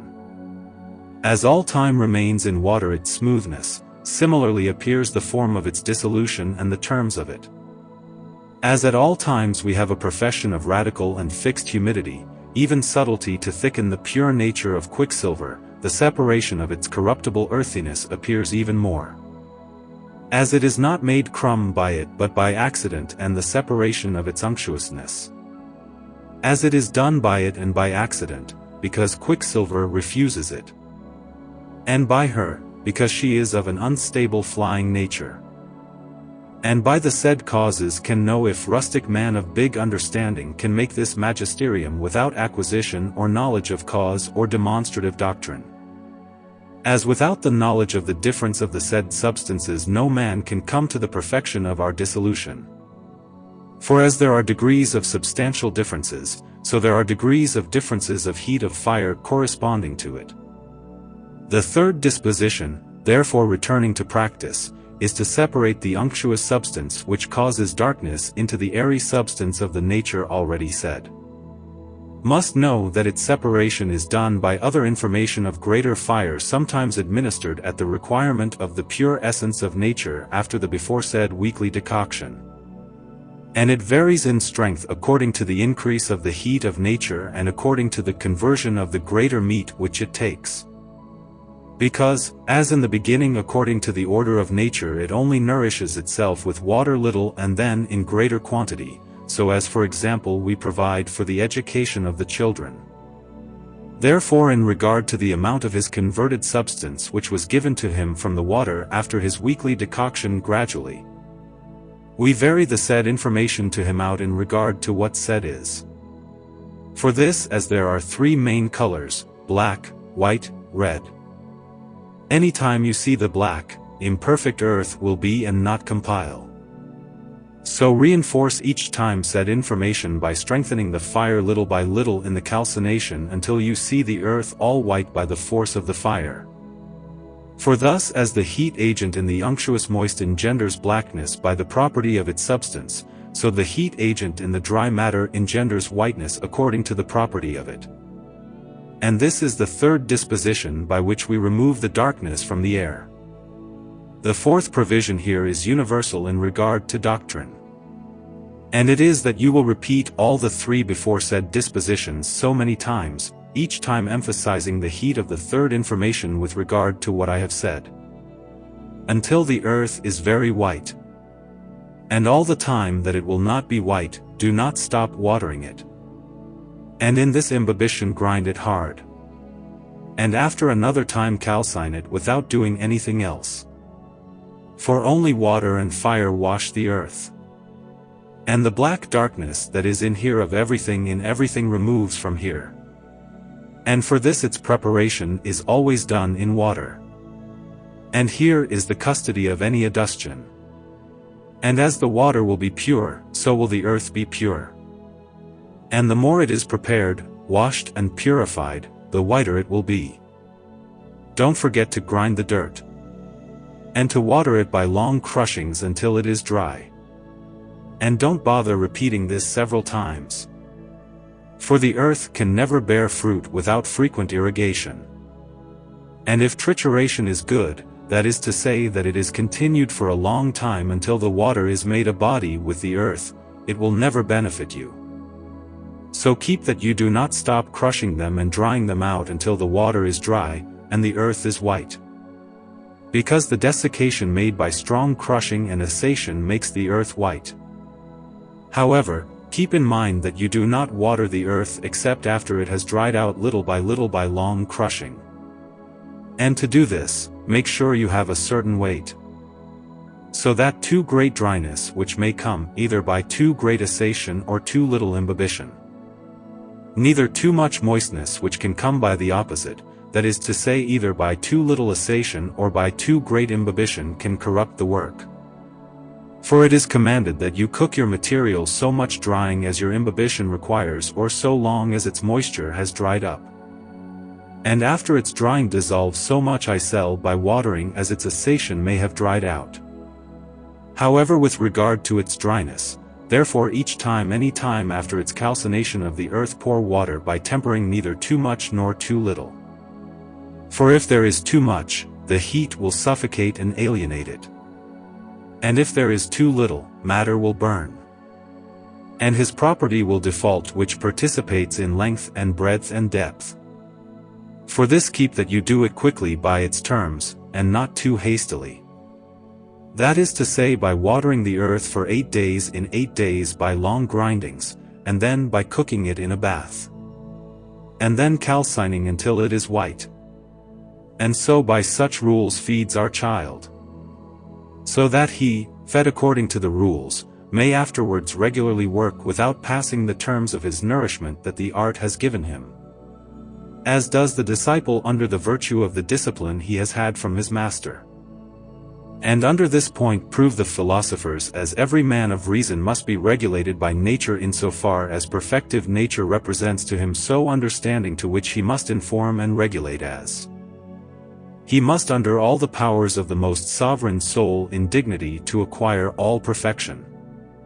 Otherwise, if his understanding was not regulated in all his acts, he could never address or inform the other forces of the soul to acquire truth and perfections in all things, if first masterfully were not regulated and informed by the will of man, constant by taking example from the perfection and wisdom of nature, which by its understanding makes work of understanding. Now here under differences why we indoctrinate the nature of mercury by certain manners of feeding under the rules of measure and proportion as far as possible. You must know that, as in all the world, there cannot be found anything more adherent to the natures of metals, nor more amicable in them than quicksilver in its nature does. For this, let's mix it up in these natures, and then let's set it on a slow fire. However, this mixing is done by preparation and subtilization of the said substances, that is to say fixed and volatile insofar as the volatile can be well retained by the fixed, which retention and fixion is done by loving the nature of the said mercury, and by relieving it in the heat of the fire by long constancy, and nourishing and increasing its natural heat until so much as it can suffer any fire. And this, however, is done under certain rules so that he informs and can work under the regulated information that art, by the understanding of a good master, will have given him, with regard to his first known nature.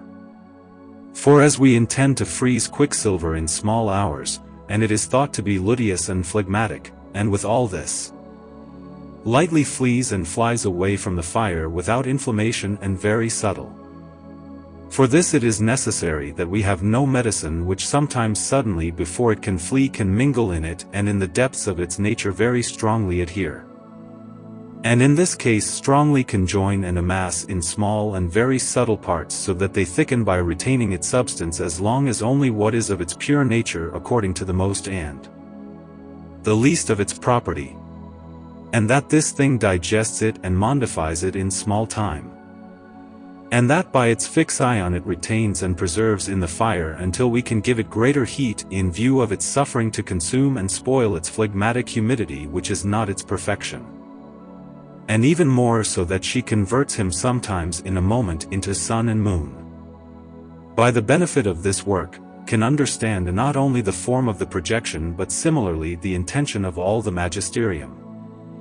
And by this is proved that nothing can have greater propriety in the nature of quicksilver than what is of its nature. Therefore all the wise philosophers determine that in the nature of it we perform the said medicine. And by engine let us lend it the form of medicine, which engines are included under this recapitulation, the intention of which is that you take the fixed white and red mercury, and have it prepared and refined with the nature of the volatile by its engines, until the subtle substance of them together, white however at the moon and red in the sun, may be perfect with the mixture. And what must dye it, which is something more known to its own nature substantially than anything that can be in the world. After this ends the medicine in magisterium, and with all its devices first known and found by settled understanding, which by its property associates itself more with quicksilver until it melts slightly, and thickens it and converts it into the sun and into the true moon by the philosopher's preparation of it. However, this preparation for the most part should be understood in the form of the mixture, namely, in the proper way in which the mixing takes place. For in the only way to do it takes the form of mixture from which arises the second virtue in our medicine.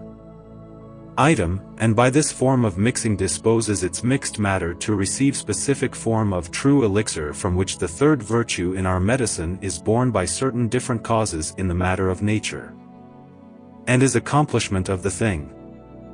I see that by reiterations it is possible to vary from mixtures to greater virtues with regard to the material principles already refined in a similar way. The form therefore of the mixing in which you must understand yourself is in the manner of the assembly of the things which are to be mixed together, which is done by way of reduction. Observe the rules which are to the doctrine of the intellective perfection of nature, for presuppose that in weight and in quantitative measure as much had compost in a mixture as in the other. However, in either of the said mingles come the parts of the component under the number of 100 or more. For the elements may come in one melee in lesser parts, and in the other in greater parts in number. And in the other mingled come the parts of the component under the number of 50. I may know that the form of gathering or understanding them together varies in both. For varying the proportion of things that can be mixed together is necessary so that the assembly varies by cause difference, and consequently the form. This only in our mastery appears to the good ingenious master by natural experiments, and not to others. By which causes I have said you can understand two reasons if you want, by which you can obtain the form of perfect mixture. The first reason is the elementary and preparatory subtlety of both the fixed and the fickle made together down to their elemental parts of purified nature. This subtiliation and preparation is accomplished by the differences of the three divisions of our magisterium, thus as I will show you fully by way of practice in time and place. For by the differences of the first one cannot do for what at the art too little aids nature, but by the differences of the second too well is done in very noble preparation. And it is by reason of the nature which was prepared for him by the first division. And distinctions of the third division is carried out at all in all. The second reason for obtaining the perfect form of mixing is the way of bringing together the things which must all mix together. And this manner thus as I demonstrated in the seventh washing by reduction and by composition and by conjunction of very small parts first dissolved and subdued by small imbibitions and incorporations of the wet with the dry, and of the dry with the wet made by long triturations, and weekly decoctions and natural calcinations by several reiterations of imbibitions, contritions, decoctions and calcinations, so that the phlegmatic substance of the mercury separates and the moisture born can be retained while digesting. And cooking by the heat of our sun, until it thickens, so that it, thickened by such information, may afterwards similarly thicken other mercury by virtue of its first rule. For we do not want that thicken to transmute into the form of medicine and thicken all the substance of quicksilver, except so much only the more propinqual radical parts, which must be converted into the nature of gold or silver according to the form of his melee. And in this is all the work of the philosophers in this mastery. For thus as the simple nature of quicksilver in its earth has been by art tamed over the fire with regard to its perfection, and with special rules altered and taught, being in its own nature by certain forms of mixing and division.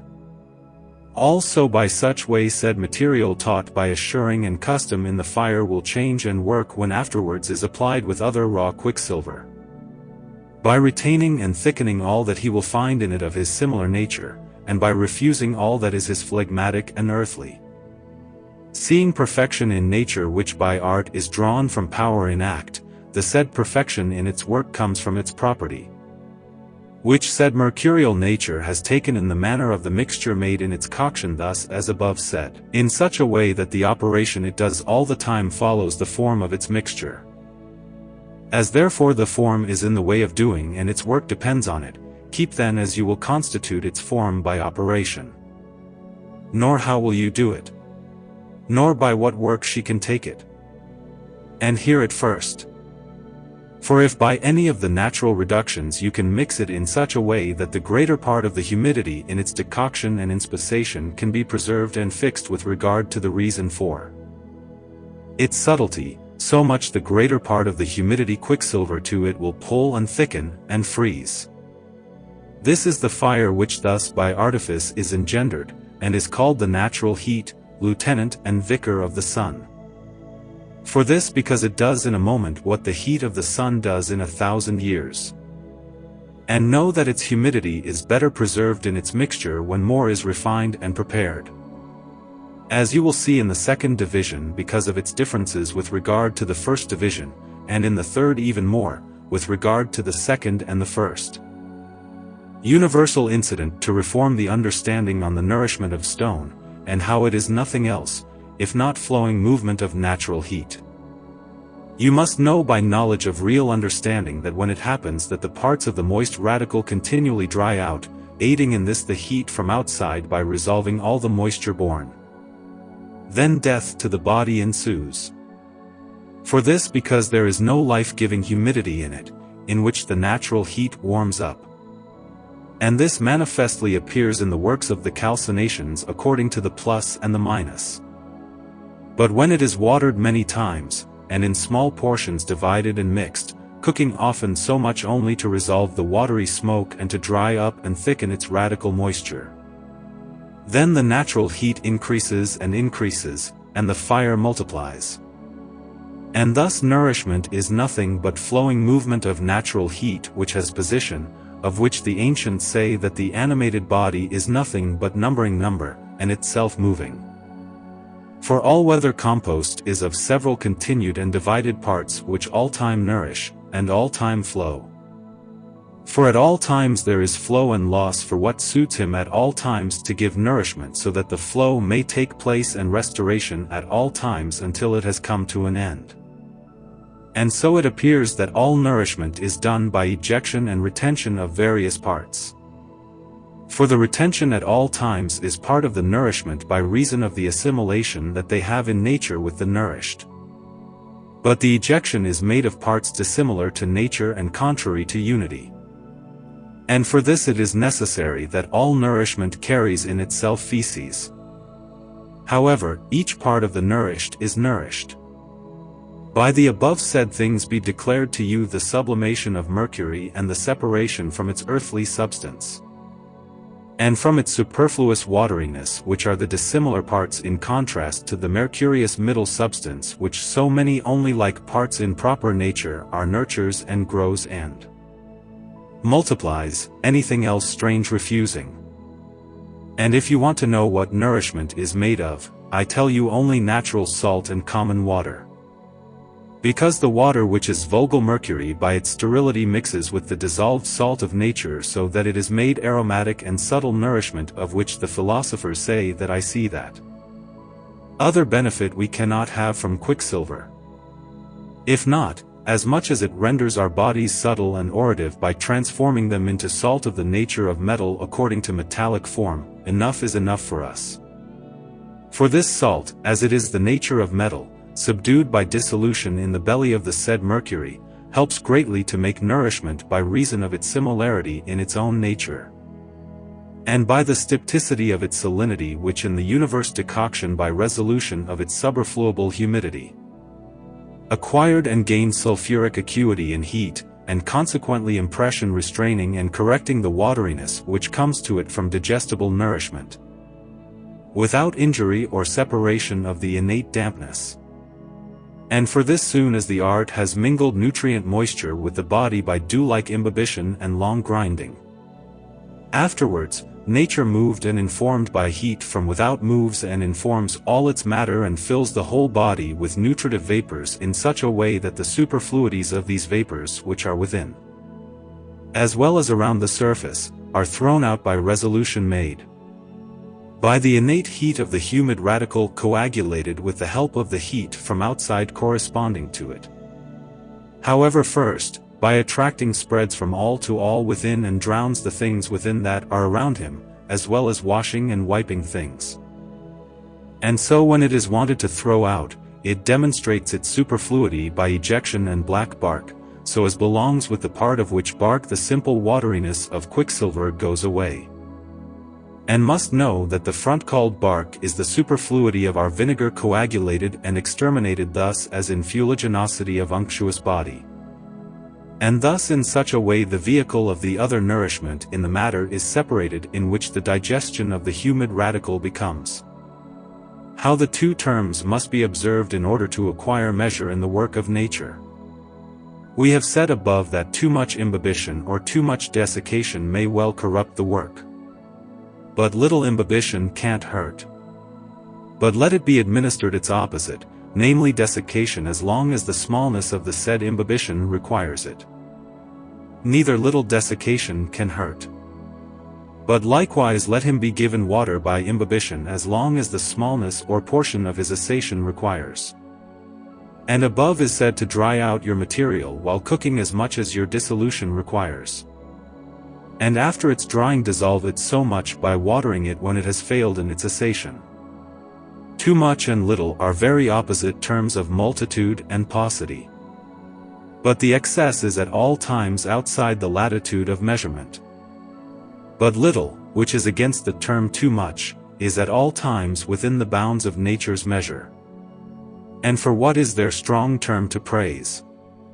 Either by watering or by desiccation, whereby little imbibition always requires little desiccation. And small desiccation always requires small and close dissolution, but small desiccation. And too great imbibition or little imbibition and too great desiccation, as they are terms, extra and contrary remots of the virtuous means, never in iso measure can be found. For what the too much is at all times the confusion of the little. Thus as the little cannot find a measure in which to rest by the strong sour measure that its opposite gives it as when it can, similarly.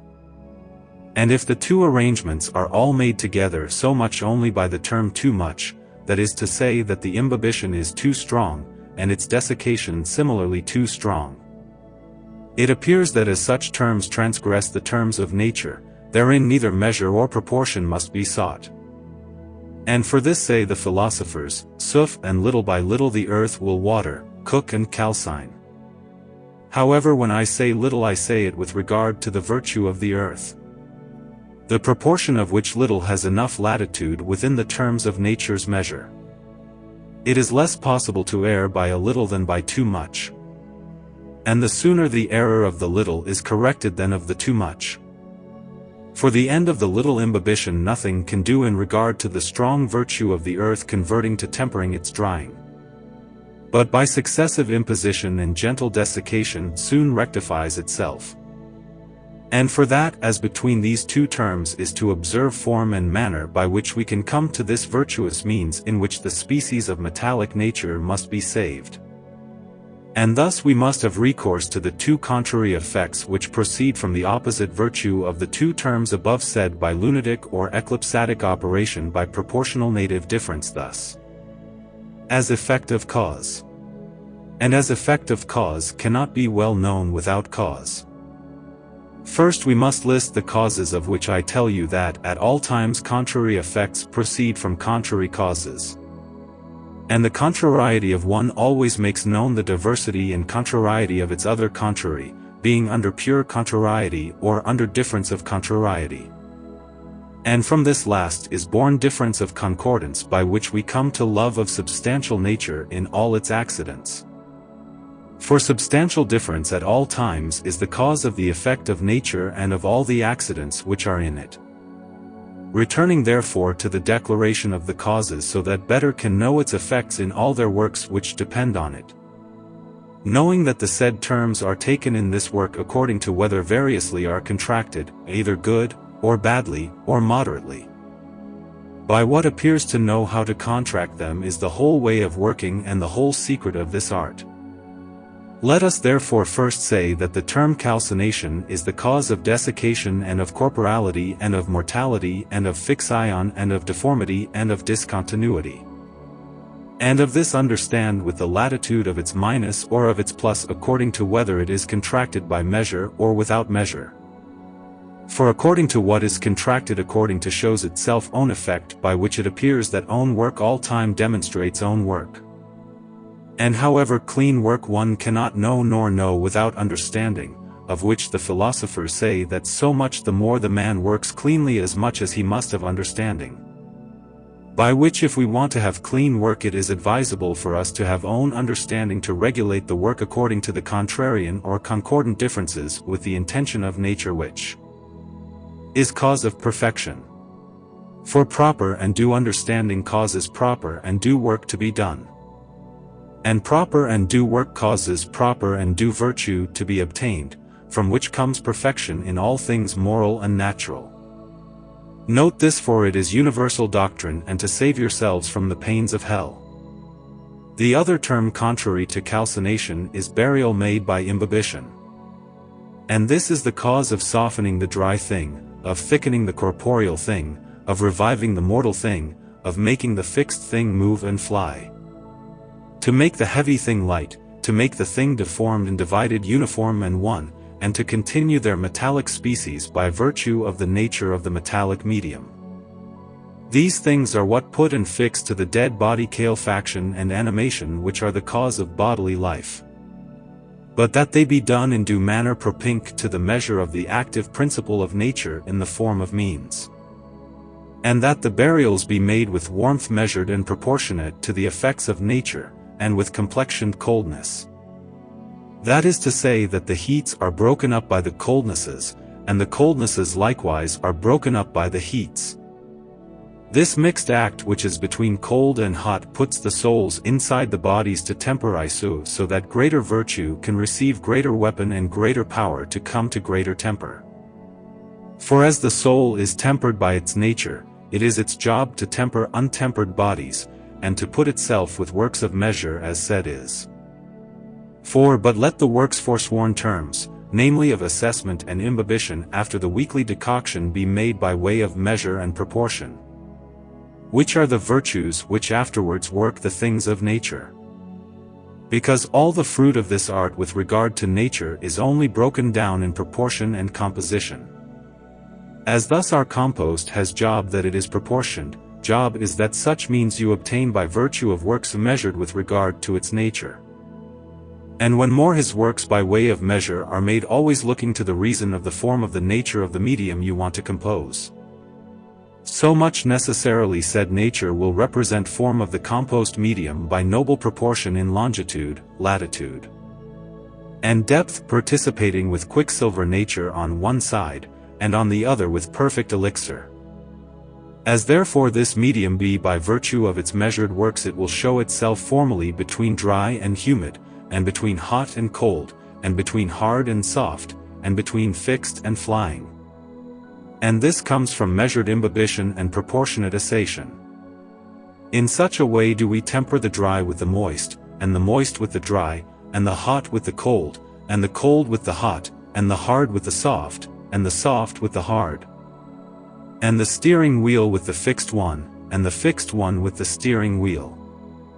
For craft is that each suffers long in his own motion, and takes alteration and change from one another, until they have come to the nature of the said means by the works proportionate to his nature. And in view of the said things you can understand the opposite, namely that if from everything in everything the humid spirit has separated from the body by too strong aeration and proportionation, the compost will never turn between soft and hard, nor the dry will not remain soaked by the wet, as before it has separated from it, but will be at all desat-soaked, and the term of the assation has been ineptly raised over the term of the right tolerance of moisture which retain and coagulate must with the dry to retain the warmth of nature, as it is cause of life and movement of intrusion, and penetration, and dying. Neither the moist can have perseveration nor permanent fixion if it were not coagulated and linked with the nature of the dry. Because the thing dries up as it is a fixed spirit, retains the volatile which cannot escape by any fire whatsoever. And in no thing of nature can such radical fixed spirits be found except in the sun and the moon. And for this by dissolving fixed minds, we coagulate and fix our volatile minds. And so such fixed minds make medicine to convert metals. And on this loudly and colludingly Geber tells the children of truth by actual doctrine. And it is important to note that if by any medicine you want to convert the bodies, it is a job that it is done by the benefit of the permanent fixed spirits with good dissolved ignition. Because in such dissolution they gain impression and ingress into the bodies by reason volatile spirits with which they bond. And volatile spirits gain fixion and permanence with tinting and persevering bodies. And in another way they would not remain there, nor in others they would have any interference. And the flying spirit is of such a nature that as much as the fixed spirit is of its own nature of permanent fixation against fire, so much the volatile is fixed with it. For this do we take the fixed minds of the sun and the moon as we want to fix other bodies with right fusion. Here therefore the dissolution of the said fixed and radical spirits, not in the end that everything should be returned to water, but in mediocrity which is made with the retention and coagulation.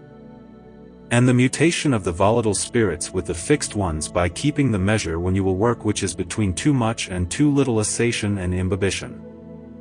Why is assation made? We make the average statement for two reasons. One is so that the suitable and inflammable parts of the corrupting and corruptible unctuous sulfurs loosen and separate themselves from the calcined fixed spirits, which suitable parts by the continuity of them with quicksilver defend themselves in the fire before their calcination. The other cause if is so that the volatile dampness coagulated and bound with the fixed radical dries up from all phlegmatic dampness, and in the form of lime of metal nature turns over. And not in the form of metal nor in large pieces, but in fine lime. The cause why it freezes into lime is by reason of the great dry earthiness of fixed spirits intermingled with the substance of said volatile moist in very minute parts. And by reason of such incorporation and intermingling the continuation of said dampness is disturbed, and consequently causes porosity in its lime through which the multiplicative nourishment enters. And by this may be understood that the imbibition must be dry as well as the dry must overcome over the wet. And the quality of the water suffers from the quality of the earth as its substance is to be transmuted into earth. However, the earth will be such as will be the nature of the finished water, so that the porosity of the fixed earth is not lost by too much continuity of imbibition. For if the calcined parts of the fixed earth were continued in quicksilver, the quicksilver could never end, for the dry quality of the earth which must ride on the wet would be dead. And thus the humidity could not be converted into natural lime, but would coagulate into an imperfect body. The strange sulfurity could never fly but would continue inside the belly of quicksilver and defend itself against the fire. Nor could fire ever pass into quicksilver in such a way that it could neither slate nor elevate.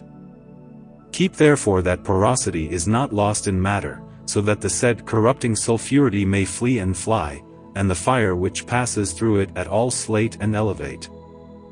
Thus will make the rare parts of the fixed and the fickle amass all together in such a way that in ashes by discontinuation of rarity will be converted. And in such rarity is the nature lime of the nutrient moist. But note well assation and imbibition. Yet there is another cause why assation must be measured with moisture restoration. And it is to keep the pure nature of slate, and to multiply it. This measure is cause of perfection to make the limes of nature with Purimans essences of nature, after which Purimans will immediately see the white scintillations. It shows the earth when it begins to whiten and is vivification of bodies and mortification of spirits. Here to see facts by measure, because as much as the spirit is mortified so much the body is vivified. Because the mortification of the spirit is the cause of the vivification of the body. Who therefore by measure does not know how to mortify at any time, he will not know how to vivify bodies. And who bodies by measure cannot revivify, no spirit he will know how to mortify. If therefore you want to know where you will find measure, go to the work of nature. And if you want to do so as nature does all the time, will take the measure work. Know that the effect is the fruit of the whole course of philosophy, which only depends on the term of measure with regard to nature, which measure is difficult to find in all things, and more in some than in others. So it is not for everyone to find in a circle, but only for the geometrically wise and real in nature. Why is imbibition made? We similarly do imbibition by measure for two main causes. One is that, as fixed spirits are the cause of the perfection of imperfect bodies and retinaculums, volatiles and ice are mixed with the oxidizing and combustible sulfurities in the root of nature. For this it is appropriate to temper them after their calcination by imbibitions of water, so that it keeps them from slate in the root of their nature. And not only fix them, but coagulate them and collect them with them. as they are in small parts mixed with the oxidizers in such a way that one part cannot defend the other by the cause of the discontinuation.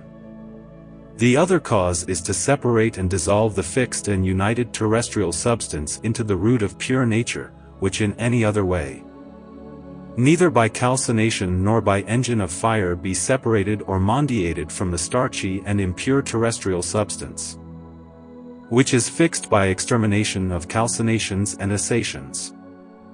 And for this it remains fixed like a vitrificatory black bark. And the other that is of separation we separate by sublimation and elevation of its volatility that it has taken from the volatile living money with which it has amassed and united for reason of natural convenience that it has with it. In another way we could not earth it well nor separate it from it except with such resolution, elevation and ablution of the fixed and volatile parts with such mixing as we have said. For quicksilver always retains all that is of its nature and the strange refuses. And for that when no one will tell you that you cleanse bodies by calcination, mean combustible earthly substance which is not united at the root of its nature. For the substance of the united earth cannot be cleansed by calcination except by the manner which I have said, namely, or with the volatile substance of its quicksilver raising it by sublimation and leaving the earthly substance which is against its nature, or with the medicine made after of such sublimated and dissolved quicksilver with strong and good ignition which can icel muse, and tempt, seal and convert by the benefit of its great lucidity and resplendence, and convert into gold and silver by its fixation. Or icel at all in all separates from the mixed by its perfection. Note therefore measure in the work of nature, because with it will obtain all that you will want. Still more must note that as we have two terms at opposite extremities outside the latitude of the measure of the work of nature, so we have at them two deaths which are two destructions in the matter of nature. And for this reason they are deaths which come from the quality of such opposite extremes, are not nature's intention, but are beyond the reason of her understanding. For I see what as dryness and coldness are mortifying qualities no one wants to take from them except as much as touches the measure of his perfection by way of retaining by mortification, and by way of making move and go by vivification, of which I tell you that vivification is done by humidity and heat because it is a thing of life and movement.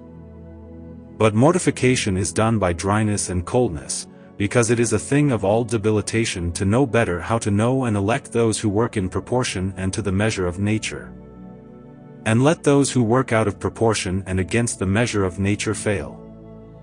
Let us therefore say by reducing the said terms to confrontation and debilitation that any debilitation comes from too much or from little. That is, too much and too little imbibition and too much and too little calcination. For in these two terms are the extreme mortal qualities. By too great imbibition and flooding of water the natural heat is extinguished by ingesting and the body stiffens and hardens by too great cold beyond proportion. And by too great calcination the heat is lost and the tincture ardent by rarefaction or subtiliation of the radical humidity which of the body dissolves by too much heat beyond proportion, which humidity is subject and proper retinaculum of the natural heat. And for that if the said moist to which the natural heat has slowed down before being coagulated or held by natural inspiration, you will never have a living body. Which life is the noble complexion that the body takes from the said coagulated moist and from the said heat retained within him. And in these two conjoined sets are retained the virtues of the stars which make work the said coagulated matter bearing the sign of a kind of metal. It therefore appears that if such a vivifying moist we want to coagulate with all its complexional heat, as it is fleeting and spiritual, it is our job that in measured heat is to be kept to the requirement of the tolerance of its essence until as long as it is thickens. And by reason of its inspiration it acquires no term by approximation to fixation by which it can little by little suffer elevation of greater fire. As therefore debilitation comes from too much and from little both in imbibition and in calcination, it is demonstrated by its opposites that at all times the measure of them will be a cause of comfort. For which thing you must know that in so many ways you will be able to reinforce the factive virtue of the stone, and when here you can debilitate.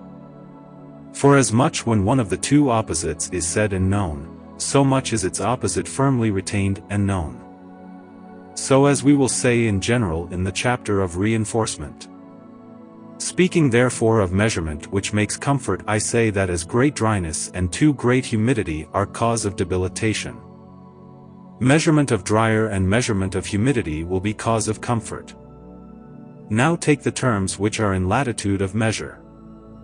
Namely, calcination and imbibition, by letting all those on the extremity know that the term calcination which is in latitude of measure according to the plus and the minus opens all time a debilitation by it, and in comfort by accident. In debilitation by him as purged the thing which naturally ends, as no purgation can be done in radicality without any debilitation or loss of radical humidity. But in comfort it works by accident, as it is within the terms of the measure of nature already said, as when it does to the conservation of its humidity, and to its coagulation and termination without the greatest loss of radicality. Seemingly quite the contrary commutative in nature, which participates in difference of concordance and not of contrariety, as do the extreme remots which are out of vital measure. The term of imbibition which is in latitude of measure according to more or less works at all times in comfort by him as long as he restores the lost thing, and softens the dry thing, and quickens the dead thing, and strengthens the weak thing, and increases the diminished thing, and tempers the quenched thing and brings it to greater temper. And on fire keep this slate, and many other things done. That comfort which is made by him with measured imbibition works against the above said debilitation made by him by proportionate calcination. But in debilitation it works by accident, that is, insofar as it works for the construction of the radical humidity which is reduced to comfort by reason of the measure of its imbibition. And so you have in many ways the virtue of your own weakness in many ways to comfort, by calcining your material as much as your imbibition will require, and then by watering so much of it that the calcination may have dried out. However, beware of too much calcination and too much imbibition. Work therefore only by the terms which you will find in the latitude of measurement. For each of them corresponds to his peer with difference of concordance, from which comes the love of colligence and of all temptation. This difference of concordance is that as for reason of measured calcination is profession that dryness in the matter all the time has lordship to the reduction of the humid.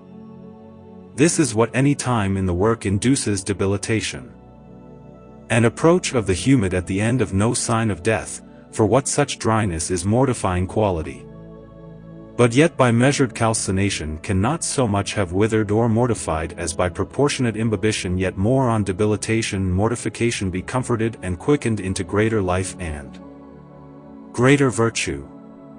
Thus by such measured qualities do we mortify the spirits, and vivify the bodies by ejections and appositions. Because measured action works by ejection and retention, and by ejection and retention let us mortify them. And imbibition is made by measured apposition. And this apposition works for the revivification and resuscitation of the dead thing.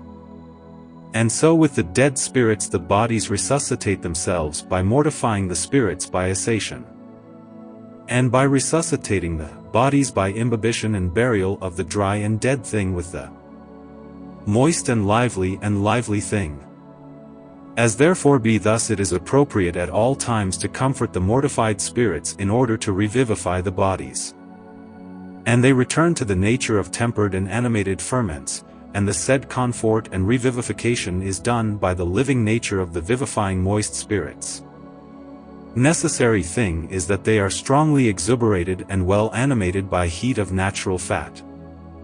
And in the way of doing this exuberation there is a multiplication of tincture, because when such a spirit by the body is transmuted, then it begins to increase it in quantity, and to nourish it both materially and formally. And when it appears in this, it infuses itself into the body by successive imbibition like a dew. So quench the consumptive heat of mortified spirits by reviving them. and therefore restores to them their perdition by repairing and increasing and multiplying all their substance, for materially and formally is of their own nature. And for this it is transmuted into the own substance of them. If, therefore, you do not water your earth by apposition in the manner of dew, now by the heat of the fire which is within the dry body, all the dead spirits will merge, and the tinctures will flare up in hasty combustion. So remember to water ice with the dew of summer rain to temper ice with heat. And be done after their desiccations, by contritionfully mingling and incorporating the wet with the dry, the living with the dead, the spirit with the body, until they are all made one in the form of dry earth. And cook. Thus the bodies will keep themselves from combustion. And by this must know by real understanding propinque to the reality of wise nature, that as its spiritual water already said is matter of our stone or mixed compost, you can affirm that it nourishes and increases the spirits before said according to the way I said. Because the natural heat of the spirits I perceive that thus as natural heat is tempered all the time, has no job of cooling itself. However, as it is intense and very exciting due to the fumes concluded from the compost, it has the benefit of the imbibition of the first water attempering it to the repair of the spirits. Because the heat is always consummative of the smokes of ice by resolving. And for that if in their own water were not quenched to restore their lost thing, their radical humidity would sometimes flare up, with which the natural heat, which is the substantial tincture with all its accidents, heats up and multiplies. By which thing if the moist radical heats up, sometimes the natural heat which is in it will suffocate and will perish and heat up its substance at all. As there is no substantial airy moisture in which and from which it heats up, can substant or by it multiply. And so all the dye is lost. For this know that all the study of the philosophers has been imbibitions. For since the matter of sulfur and quicksilver was put in love with wide and due binal dissolution, namely, first exuberated cybele moisture, and then liquefied and rotten resolved radical in quantity of exuberated moisture collected and sublimated with resolved water first of its own nature, and then purified by separation and rectification of its elemental parts according to the manner of their own differences. Sometimes with regard to nature the other said philosophers heard that to have something of perfection in nature it is appropriate to obtain by way of nourishment by mixing made of small and various parts of the wet and the dry all together mixed in close proportion, and to reinforce the virtue of its earth and fire by virtue of their waters by imbibition with regard to the succession of lineage, which immense virtues are in all matter universally, both elemental and celestial. And for this proportion of form or mixture of the thing that we intend to reduce by sublimation into the form of pure dry sulfur, we make the imbibitions by narrow portion. So that strong digestion is celebrated in the humid and strong conversion of ice Louis in S.XV is done. For I know that any virtue which has to convert rather and better and more firmly converts the little divided than does a large and undivided quantity. Because our sulfur has a job that it is more strongly digested than is the metal. For this is it necessary that the consolidation of the suitable virtue is done by close imbibition in the manner of dew. And thus by the things which strengthen the nature of the said sulfur, is aided the natural virtue of it, so that by strong digestion induce purity and luminosity in the manner of nature. In such a manner will be done this our preparation and purgation, effect and work of optional and effective nature. And so as own instrument will be organally effect of art. For art does not work as to the effect of the natural preparation. As said preparation is otherwise work of nature. And for this the art cannot do it if not so much only organically disposing and administering, helping and desiccating the matter of nature. And therefore said nature thus as wise and discreet by hearable cure, works for the purgation and preparation of its perfection. Now so that you do not ignore the virtue and power of this honorable nature, You must know that no spiritual form except the soul which is dissolved from bodies which can move its matter, which is effect and perfection by movement of generation. And for this first we dissolve the bodies, so that after dissolved resolve the matter of their nature by movement of generation. And when they are dissolved we call them souls and virtues, and provide by reason of the works which they demonstrate according to the more and less with regard to the natures to which they are converted and transmuted. For the virtues of the said souls are so great powers that they of all in all by reason of their subtle and spiritual mutable substance participate in fixion according to the most and the least, moving the deepest of the matter of nature. And here it is very soothing while purifying. And after transmuted everywhere into pure and true forms resembling the said souls. Which thing never could do if first by natural mixing did not mingle with the materials of nature to the deepest of them. And for this ilek make their movement and transmutation. And so they make natural spirit bodies, and earthly matter forms of celestial nature. These souls we call spirits and forms and celestial virtues and natures. And for this says Fletus in the book of the Secret Company, O celestial nature which thus converts all bodies into spirits. For this I tell you that without it there can be no darkness, neither whiteness nor redness. But through it all perfection is made with the advantage that God has given it of high mutable virtue linked with low fixed virtue. This lofty virtue, notwithstanding that it is material in its altitude, vanquishes and discomfits all low things by the cause of its similarity, rarity and subtlety, and acuteness. And everything rare works in everything thick. And this is the honorable nature which transmutes corporeal things into precious forms. Benedict be God, Master and Creator of all natures, who from such vile matter, as it is corporeal and corruptible, created so many precious things without any mortality or corruptibility. Which is called surrounding heaven, and containing the earth, and all that has loom in spherical and round shape. And a small world compared to the big one because of its integrity, and spirit and soul because of its incorruptible perfection, and the first nature of homogeneous lineages, and forms. For earth and flesh become heaven and spirit. If, therefore, the spirit conquers the flesh, the earth will ascend to heaven all sublimated, honored, and granted. Because as said active virtue of said soul or said spirit is transmuted by all its natural matter, it makes it look like it, by making of it corruptible matter incorruptible form. So that by the virtue of such assimilation makes univocal or equivocal effects. And this is property of forms. It is to know at all times to do and work in the matter of nature by movement until it transmutes into a form seeming to it by the incorruptible virtue of its perfection. And from corruptibility brought him to incorruptibility. Item, the simple essential nature is the first movement of the sovereign changeable nature, and of the repose after its perfection. For therefore the movement of the sovereign changeable nature rests in itself without any corruption. If in such simple and essential first nature the bodies are first converted and returned by the power of their forms, in no time theirs species we could not transmute. If you want greater knowledge to have of the property of transmuting virtues, look at virtue. Animator that God has given to both plants and stones. However, as the said virtue was occult to human lineage, for this will find them exposed more fully the properties and the virtues of it in the books of the beasts and of the stones and of the plants, by virtue of philosophy.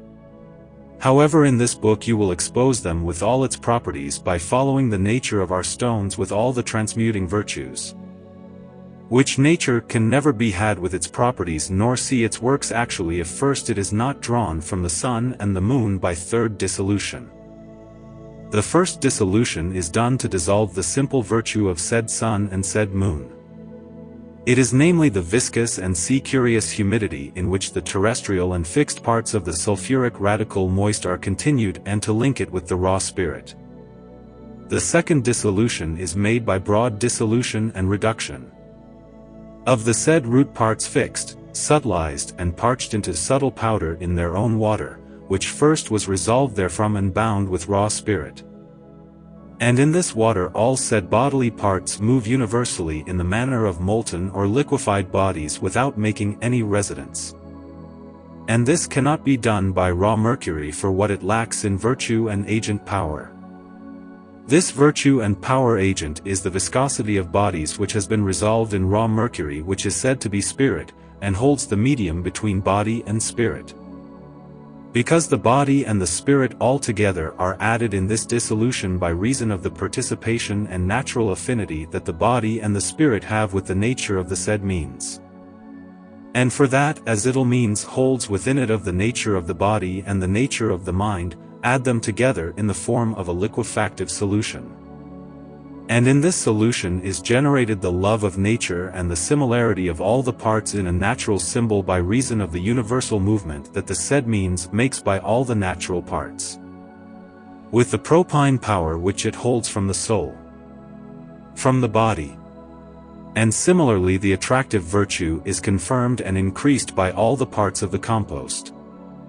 By these virtues acquired the spirit, which after the emptiness of the parts of its body made by continued resolution and elemental division returns in body by imbibition in the manner of dew made by way of reduction, better makes its movement inside the body and in the deepest, and better transmutes itself by reinforcing the appetitive virtue of all the parts generated by love of similarity of parts in natural and firm union, which virtue draws by reason of its love the nourishment resembling her in virtue and in matter in the midst and in the depths of the chamber of her radicality. And ilek in accomplishment transmutes it. And for this such attracting radical is compared to the heart and not to the mouth, because the radical heart draws the most digested and purified, and the mouth draws the indigestible and impure thing. And for this the book says to watch and sleep. May the heart in the middle of its chamber attract nourishment. And ilek accomplishes it, and sends it to the limbs through every vein. Note then the virtue and the nature of this first means, which thus by its active virtue renders the matter quite homogeneous in liquefaction by dissolution. For in any other way the natural agent could not transmute its matter into reduction if first of all it does not render it completely homogeneous and simple by virtue of its action. And this here from the above said agent, who even inspires to give and finish in this substantial form that you naturally ask for, namely in the form of a perfect elixir. And by this you can know by real understanding that never the natural matter is transmuted nor converted into its natural perfection if it is not by the natural agent propinque to its nature. For matter in its transmutation at all times receives the works in form by following the nature of the agent from which it takes corruption and transmutation. And for this is it necessary that the passive matter and the active form be wholly of the nature of the specific lineage. However, as this cannot enter into the understanding of the vulgals, for this thus as sophists in understanding do the sophistic works, so as do those who work in strange fires and in strange active principles remots of all the species of nature of metal. And even those who in strong vitriolic and seductive waters dissolve bodies, and then form them earthly stones out of all proportion, and of all kinds of all the nature of metals. Because so requires the said active principle that they put in it, which is absolutely against the nature of the metal. For he being of another form and of another matter and of another action, inspiring so much only to the nature from which he is a part, disproportionates the nature of metal by strange mixture in earthly form, and by the vehement action of adjuranti heat creams and scorches all that should be nourished by the moist radical. And again it separates the said moist radical from all the latitude of metallic nature, and returns it to the proper nature of the said agent being of another proportion. As according to the truth of nature the property of each agent is to accomplish the matter which it transmutes into the form and species of its own nature. For since the passive matter has received fermentation and assimilation of the active solvent, it is necessary that in its form and according to the right of all nature, nature never suffers the contrary. Namely, that matter, as it is passive, can transmute the active into its nature. So as the active matter makes the passive everything generally, for this if you do not know the nature of our fire working on the species of pure metal, nothing is worth at all. For he as he be put in the latitude of the measure of the most noble and sovereign nature of metal. So long only does he work being in the latitude of measure by specific proportion without passing the terms of his own nature. Also here from the constrictive cold which is conditionally in the passive matter, which is not substantially of any foreign or remote matter to the nature of the asset. But he be in form, in virtue, and in power as propinqual in nature as you can. For whatever passive matter is true and natural, however strange cold there is besides the true condition of the agent by too much apposition, will express so much the radical humidity by induration that all the heat will be suffocated from the active, and will lose its motion at all. For all the moist has gone away by the great constriction of the cold in which the natural heat was warmed up and nourished by its substance. And by this defect the stone moreover cannot be melted nor liquefied without affixing something hot and humid. If therefore you want to have these two instruments, ask for the male fire which is active principle on all the others in essential form within the belly of the sun, because you will find it without any fault. And the cold that is conditioned to her in nature thus propenses as feminine is within the moist material and nutrimental trait of within the womb of the moon. And of these two living silvers only so much is done all that you ask, but that you notice the virtues which transmute and the multiplication of their powers and their forces. Which multiplication is done by way of very strong mixing, and not in another way. And strong mixing is never done if all that has been mixed does not sublimate into vapors. So by small and minute parts is made the colligation and mixing without ever separating. And from such inseparable mixing comes virtue which works and transmutes following the reason and the nature of its mixing. So when you want to multiply the virtue that transmutes, you will multiply with a strong mixture of sublimation.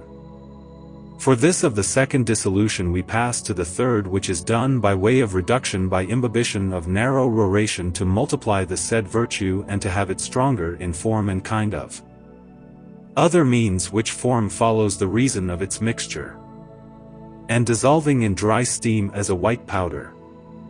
And in this means is virtue multiplied by third and close mixing and dissolution, and is more strongly transmutation and conversion into other form and forms by reason of approximation to fixation.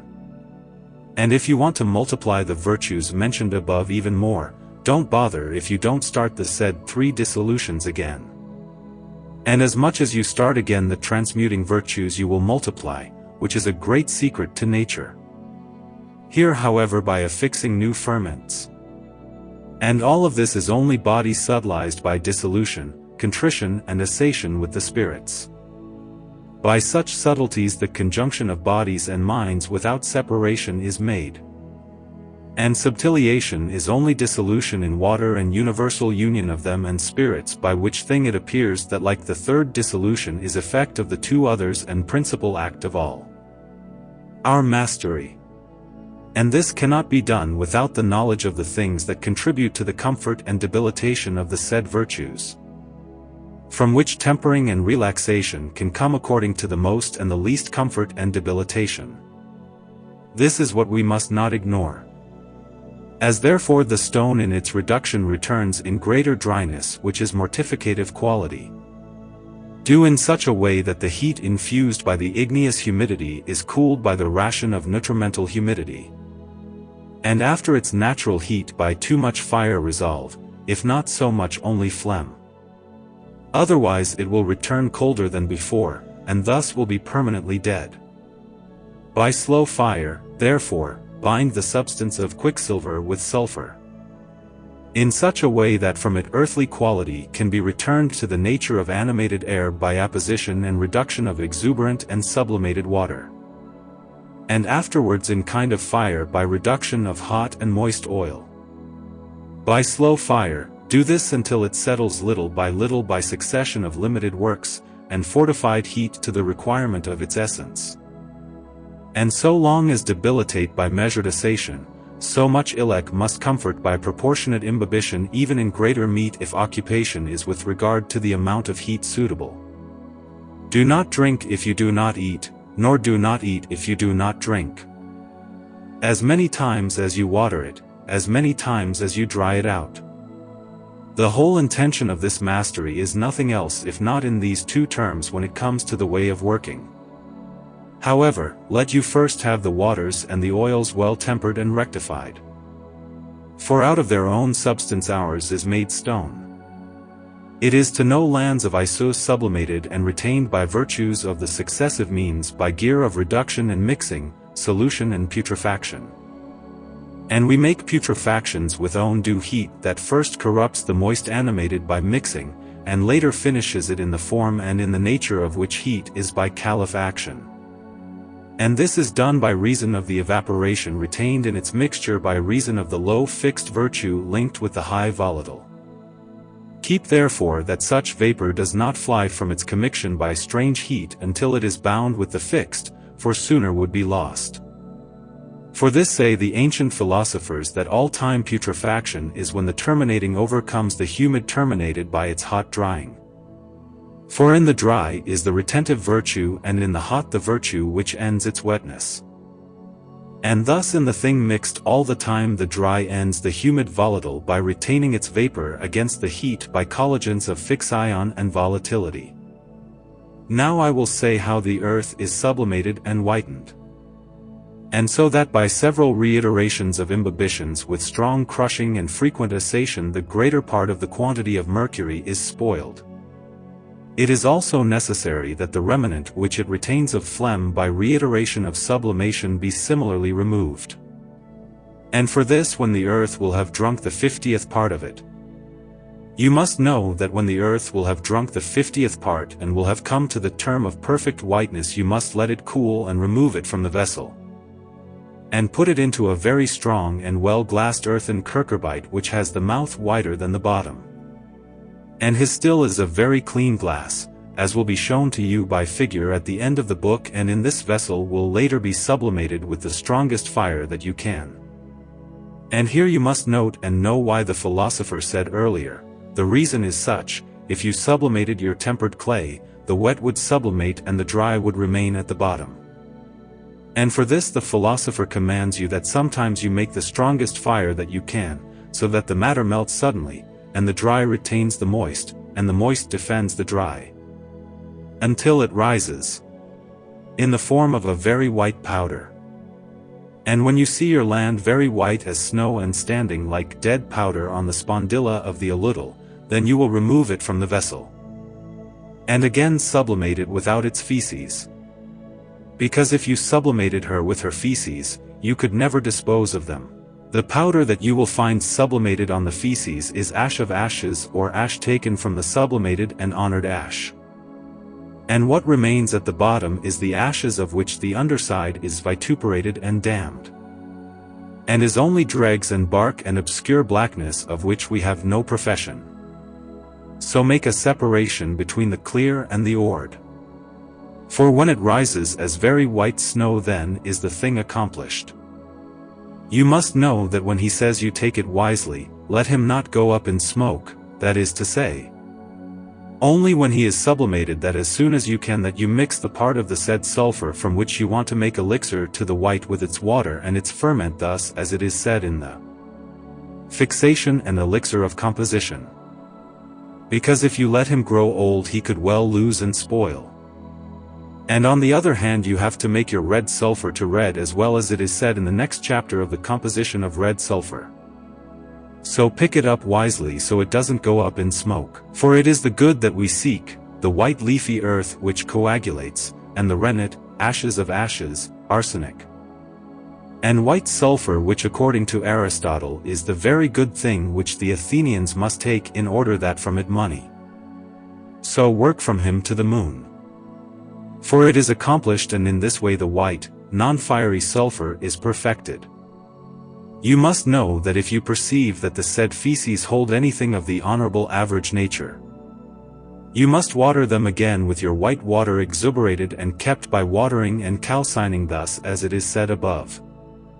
And then by sublimating with the strongest fire that you can until what is honorable nature rises like very white snow, and when you will find nothing more there, throw them out because they are worth nothing.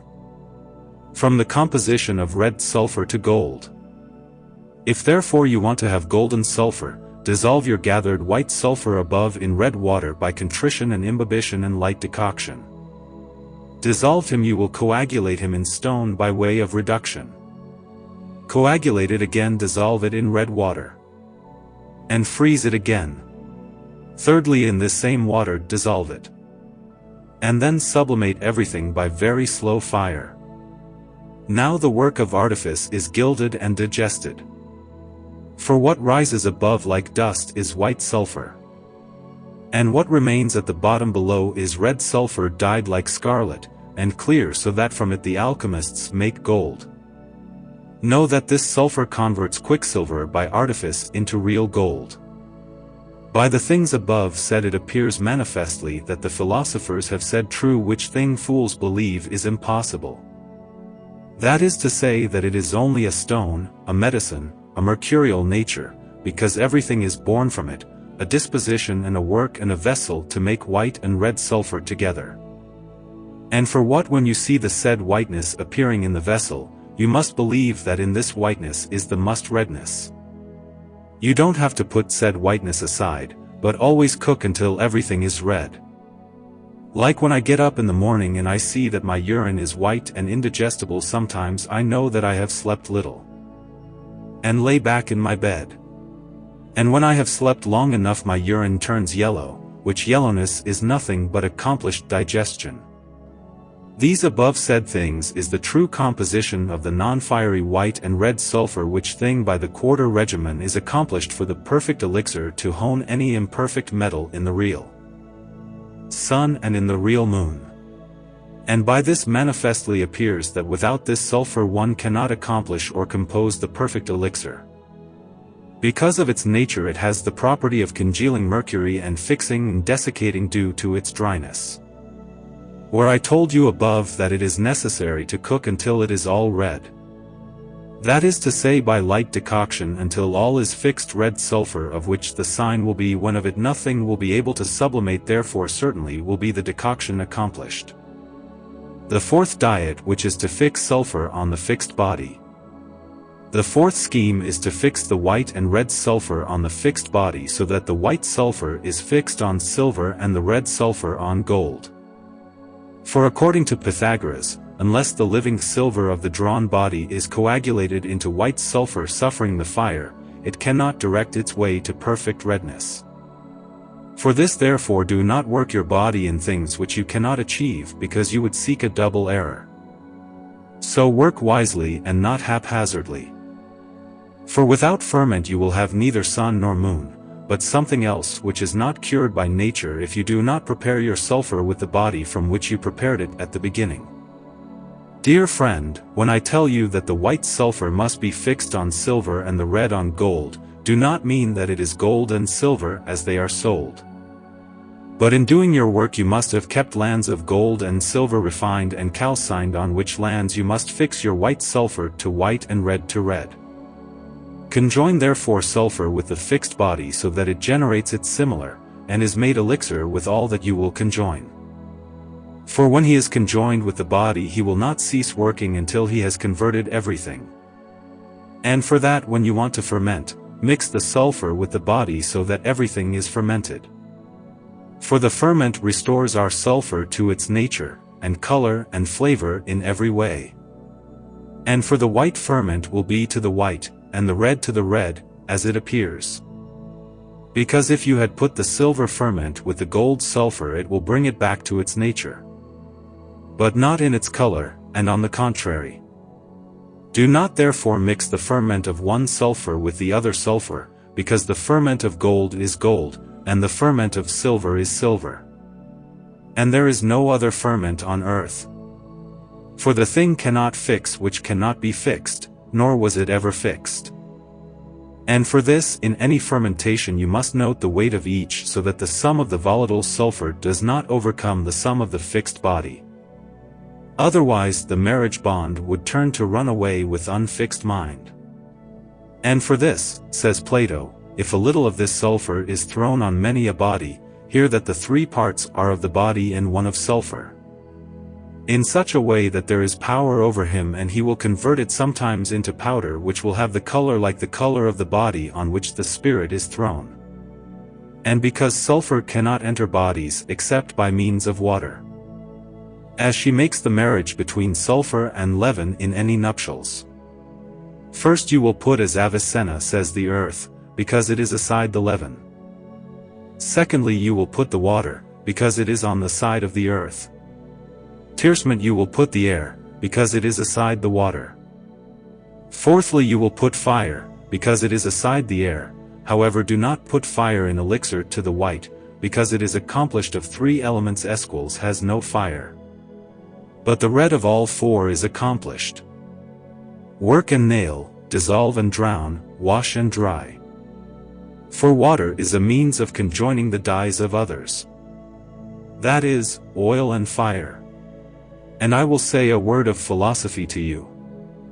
If first you put the oil and then the earth, the oil would be mortified in the earth, because the water couldn't get in.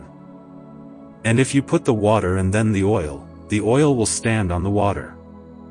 And if you put the water and then the earth, the water will be heavier than the earth. So fix the water with the earth so that it is joined to it. Because if one of the 4 killed, all the others died. If one has more soul than the other, it is worthless. Appropriate then the ferment which is the soul before fermentation, so that it may be calcined powder, dissolved and hardened. If therefore you do not appropriate your leaven well, mastery is worth nothing. And note that this likewise is nothing other than the subtilization of the ferment by dissolution of the stone in water, from the reduction of water on the elixir to white. And for this, therefore, you will drink 3 parts of pure moon, that is to say subtilized and calcined, as is said above. And it is the ferment with twice its very clean, white and rectified mercury. By grinding everything together very strongly in a mortar of porphyry until the mercury has drunk the ferment and is made like butter in such a way that nothing can be smelled of the said ferment. Then after you will add to it the above called white sulfur sublimated and frozen apart. This sulfur is the thing which dries up the mercury in the earth and fixes it by means of the water, because it makes the marriage between the body and the sulfur and the ferment. And then we give him the oil. And so we give it a metallic and fluent fusion. And so it appears that the oil makes it flow, and the earth causes it to dry up and fix. When matter is sublimated after the incineration of its water, then the sulfur by means of the water enters mercury, and entering pierces it and coagulates it and dries it up, and so when the parts of the mercury in no way thicken by fire, never can they rise any more. Returning to the subject, when you have added some of your white sulfur sublimated and congealed by grinding everything together until they are like a body, and then insert it with some of its white water, and sublimate it by forcing under the fire little by little until all that is volatile is sublimated from it, and then let it cool, and pull it out. And what will be brought up alongside the vessel with part of its water put back on its feces, watering and drying it out until it is like paste, and put it back to sublimate, and thus continually begin again the contrition, imbibition, assation and sublimation, always forcing the fire until twice its water is fixed with the earth and nothing of it can in any way sublimate, and always reduce what rises above on what below remains fixed until everything below is fixed. For the sulfur fixes, that is to say the earth, as it is coagulant and coagulated, that is to say dried up, naturally coagulates its mercury. And this is done by frequent reiterations of sublimations on its mercury. For no sulfur more quickly freezes quicksilver to profit, into which in its substance the said quicksilver is converted as much by nature as by the engine of the art. like you have for example land and water. For when the water mixes with the earth drinks it up by its dryness, and thickens it, and makes it like itself by its pregnancy. Because everything that dries naturally desires moisture. And for this it must be of its nature, otherwise with it would never be incorporated, nor would it continue with the parts of the dry, so that with the parts of the dry it would be continued. And for this it is necessary that the experimenter of this science fully knows the forces of nature and firmly joins to it. Namely a appetitive by which the substance of the stone attracts to itself mercury as much as it needs. And it is by the elemental virtue that desires to fill what is empty. And for this it is called appetitive or attractive. Retentive by which it retains by reason and elemental power desiring to fill what is empty. Digestive is that which transmutes the retained thing from one disposition to another, like coagulating quicksilver into a substance of sulfur. And then this other quicksilver sulfur. And this virtue comes to him from the fire muse and infixed in the substance of quicksilver. And it is the fire of nature mused and revealed to the children of truth, with which they can do in a day what is done by the heat of the sun in 1,000 years. For as the rennet of the lamb by its property coagulates the milk into cheese, so this fire by its musky nature coagulates the mercury. But it cannot do it if it is not our magisterium. Expulsive is a virtue by which nature dismisses what is not part of its nature. Because they are opposites. For nature is sufficient for you and for her in all things that she needs in her perfection. How wise and careful she is in the incarnation of her body, that is to say in the continuation of the dry with the moist, which solicitation has no end. It is therefore enough for you to dispose slightly on the outside, because sufficiently it works on the inside to its perfection. The movements of her are to her adherent by a way and by an order. And in a better and more certain way than anyone could think. Said movements are very continuous and uniform, by which the dry is inserted with the wet. And the wet is continued by the dry. And for this to the magisterium of the philosophers must be preparation. And in patience long operation without hurrying. And nature will not be able to transcend its movements if it is not prevented by any opposite. Because she has a certain time to conceive and give birth, to nourish, to work. And for that when the earth will have conceived it awaits childbirth. And when she has had a child, feed him until he can suffer all the fire. And so you can project it. Of the reduction of air on the white elixir. And for this therefore when the water will be with the earth. And fixed in the earth, crush it. And water it like dew with part of its air. And put it to sublimate under fire first slow and then stronger until by continued reiteration of sublimation and continued movement everything is fixed at the bottom. That is, 1.5 weight of its air, so one day and one night you will be under heavy fire. The second with the night stronger, and the third day with the night you will fire very hard as out of bed. Thus the air becomes fixed with the water in the earth, for the airy nature rejoices in the aquatic nature. And on the contrary the nature of the earth contains the airy nature. And the airy nature teaches the watery nature to fight against fire. Because when the air meets flee, that is to say the water when the fine is gone. For the bird which has feathers i.e. the water or the spirit is retained from the one which has no feathers i.e. the airy nature below the earth. From the incineration of the white elixir to the white. So take some crystalline mine which you will find at the bottom an ounce and pinch by the last incision by dripping drop by drop in a soft crucible on slow fire. From its above called white air until it melts like wax without smoking. So test it on the ignited lamina. If melts hastily like wax, then it is embedded. And if it does not reduce it to ceration drop by drop of its white oil until it melts like wax without smoking, and this is the commandment of all the philosophers, that when by sublimation you have fixed the very clear part of the earth, that you will begin again the sublimation of the remnant of the non-fixed parts on it. That is to say water and oil until as long as I sell similarly is fixed. And then try on the fire if it will have good fusion, so enough on it started again the sublimation. If not, repeat on it time after time the sublimation of the non-fixed part, until it melts like smokeless wax.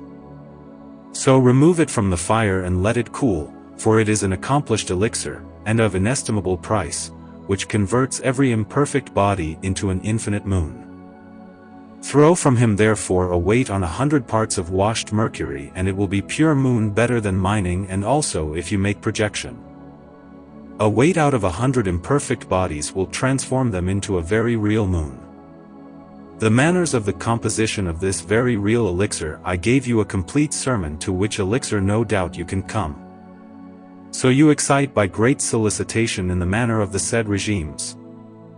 And from here without fail you will find the truth, which is not made by her nor as some believe by miracle, but by perfected art, and by operation.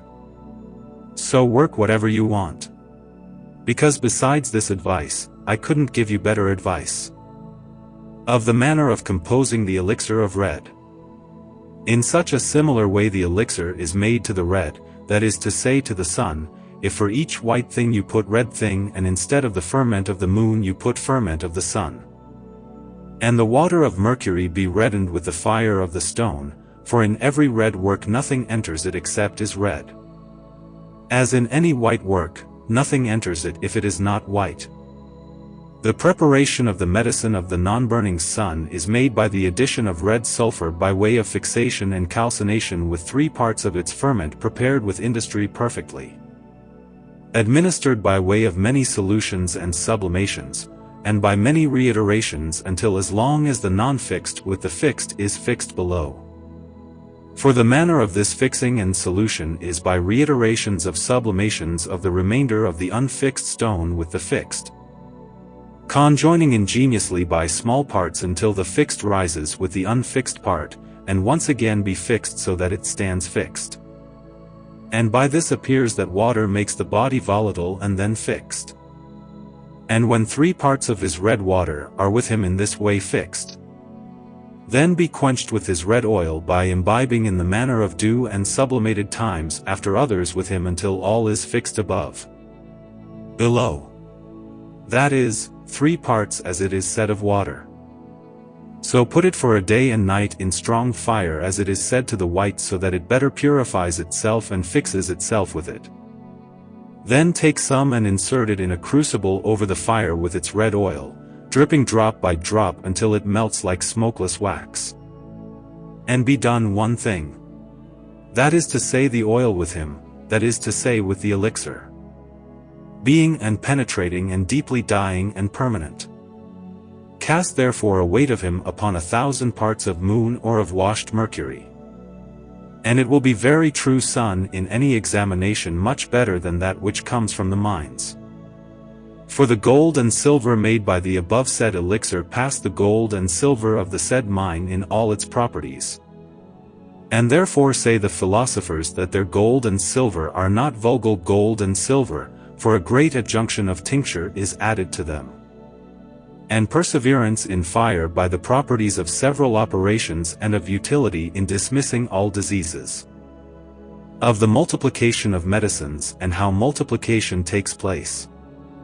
If the said medicines, when they have been fixed and determined with their oils until they melt as wax, you dissolve in white or red mercury until they are made clear water. And then in a light decoction freeze them, and with their oils insert them on the fire until they melt slightly. The virtue of them will be multiplied in the projection. And if at once at least when they are dissolved you distill in 100 doubles, will multiply and increase their virtues. The manner of the multiplication of the said medicines is that you dissolve each species of them singularly in its water by burial. Burial is in its water and without it not. Then separate the elements by distillation.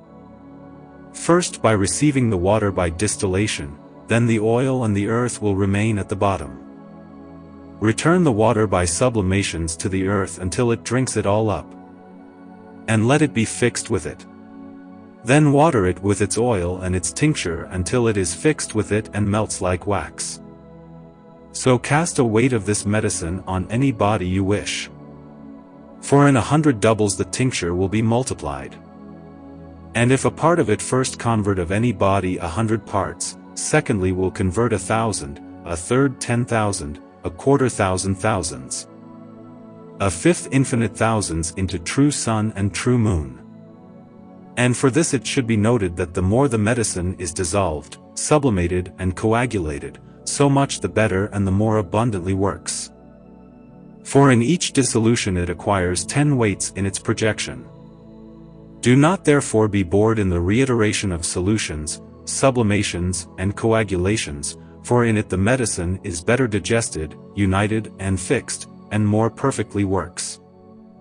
By this it appears that the reduction in said solution and sublimation is the subtiliation of the first degree. And for this sublimation and solution must be understood by reduction. How you must understand sublimation and dissolution. However, do not believe that I am saying a solution here so that the elixir of all points will be brought back to water so as at the beginning. But let you steal it as much as you can, and divide its parts into joint fix ion, that is, by reducing the moist to the dry, and its dry to the moist, and the gross to the simple. For what therefore the fixative virtue by the mixture of the subtle of the elements is generated. And by the mixing of the subtle parts of the body and the spirit and the conjunction of these virtues is done by dissolution. And by sublimation is fixed, and for subtlety was found the work of solution and not for something else which is done by reduction. For which thing the conjunction of the bodies with the spirits is made with dissolution, that is to know from the dry to the moist, and not crumbed with sublimations. And this conjunction must mean reduction. Because the bodies do not need if it is not the subtiliation which is done by reduction, so that better join with the spirits, that is to know with its own waters. And their subtiliation is in water of dissolution, but this dissolution takes place with the freezing of the spirit. Because dissolution pulls the power stone to effect. For what she makes it at all be subtle. Because when the bodies steal the spirits with them from any point or universally put themselves in union. And never by no whole device can they be separated if as it appears in the reduction and sublimation. For not only is the spirit sublimated by itself, but also the body unites and conjoins with the spirit. And the spirit linked with the body by a subtle device similarly and uniformly sublimates itself as all homogeneous.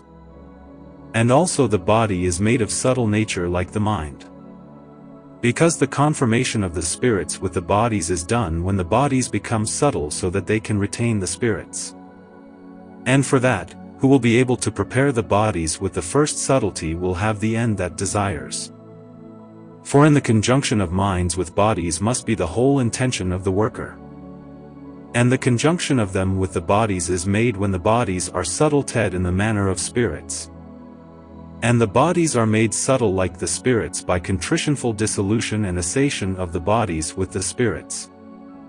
Hear what I have said, for everything is profitable, and there is nothing superfluous in all I say. If you don't hear it, start your lesson or lessons over again so that you hear everything. And bring each chapter to the chapters. And each chapter is a lesson to you. And mingle with each other. Because the intention of one works the intention of the other, so that one makes the other heard by often studying. For the plant which is often plowed cannot be deprived of fruit. For therefore see and hear, and accordingly work. For what we have said comes on the line of truth, but let you not be reproached for anything that you have failed. For if you are not disappointed by your ignorance, your labor will never be deprived of fruit. And for what if the really written things haven't heard, don't blame me. But indeed your ignorance, which is the enemy of science. For you are unfortunate by lack of meaning. Like the one to whom God does not reward any good, nor does he want to open his memory so that he does not hear our words, nor therefore that he has any theory. For by true understanding is acquired theory, without which one cannot have practice. And for this no one can rest lightly in practice from which thought is to be theoretically renounced. The extremes of this theoretical to the first side is to study assiduously according to the sayings of the philosophers and to hear them. Second, practice by which he can make all the experiments he wants, and each bring back power to effect. The means, therefore, to enter into this science is truly theoretical, without which nothing can pass from ignorance to science, that is, to practice. Theoretical therefore is an average disposition by which one passes from one opposite to the other. And so one can say that one acquires right science. The way to do the projection of the elixir and is multiplication in quantity. It is a serious thing to fuse 1,000 parts together. And for that, when you do the projection, you will do it that way. Take 100 parts of washed mercury and put it in a crucible on the fire. And when it begins to boil, put 1 part of your paired elixir as above said on said 100 parts of washed mercury. Namely mercury from the body drawn, washed and rectified and kept. And everything will be medicine, on other washed mercury. Then throw a part of this congealed medicine on 100 parts of washed mercury, that is to say of the body drawn as above in a boiling crucible on the fire. And still everything will be medicine.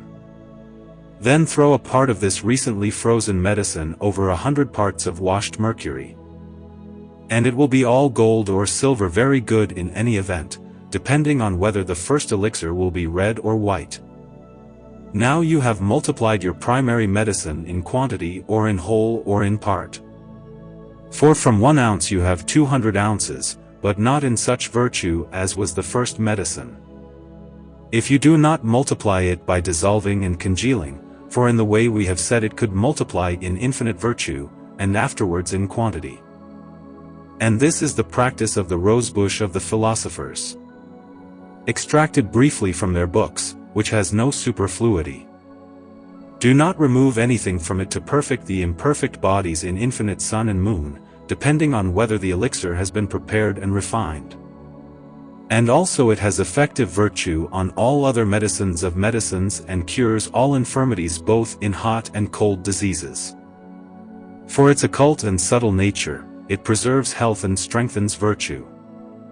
From the old it makes young and repels all disease from the body, and removes the venom from the heart, and softens the arteries, and dissolves the things contained in the lungs. And the heartbroken heals and consoles. It modifies the blood and purges what is contrary to spiritualities. And when they are clean he keeps them. And if the disease lasts a month he cures it in a day, and that of a year he cures it in 12 days. And if it is very old and of long time it cures it in 1 month. And for it is mia without cause if this medicine is required on all other medicines, because, who has it, he has the incomparable treasure.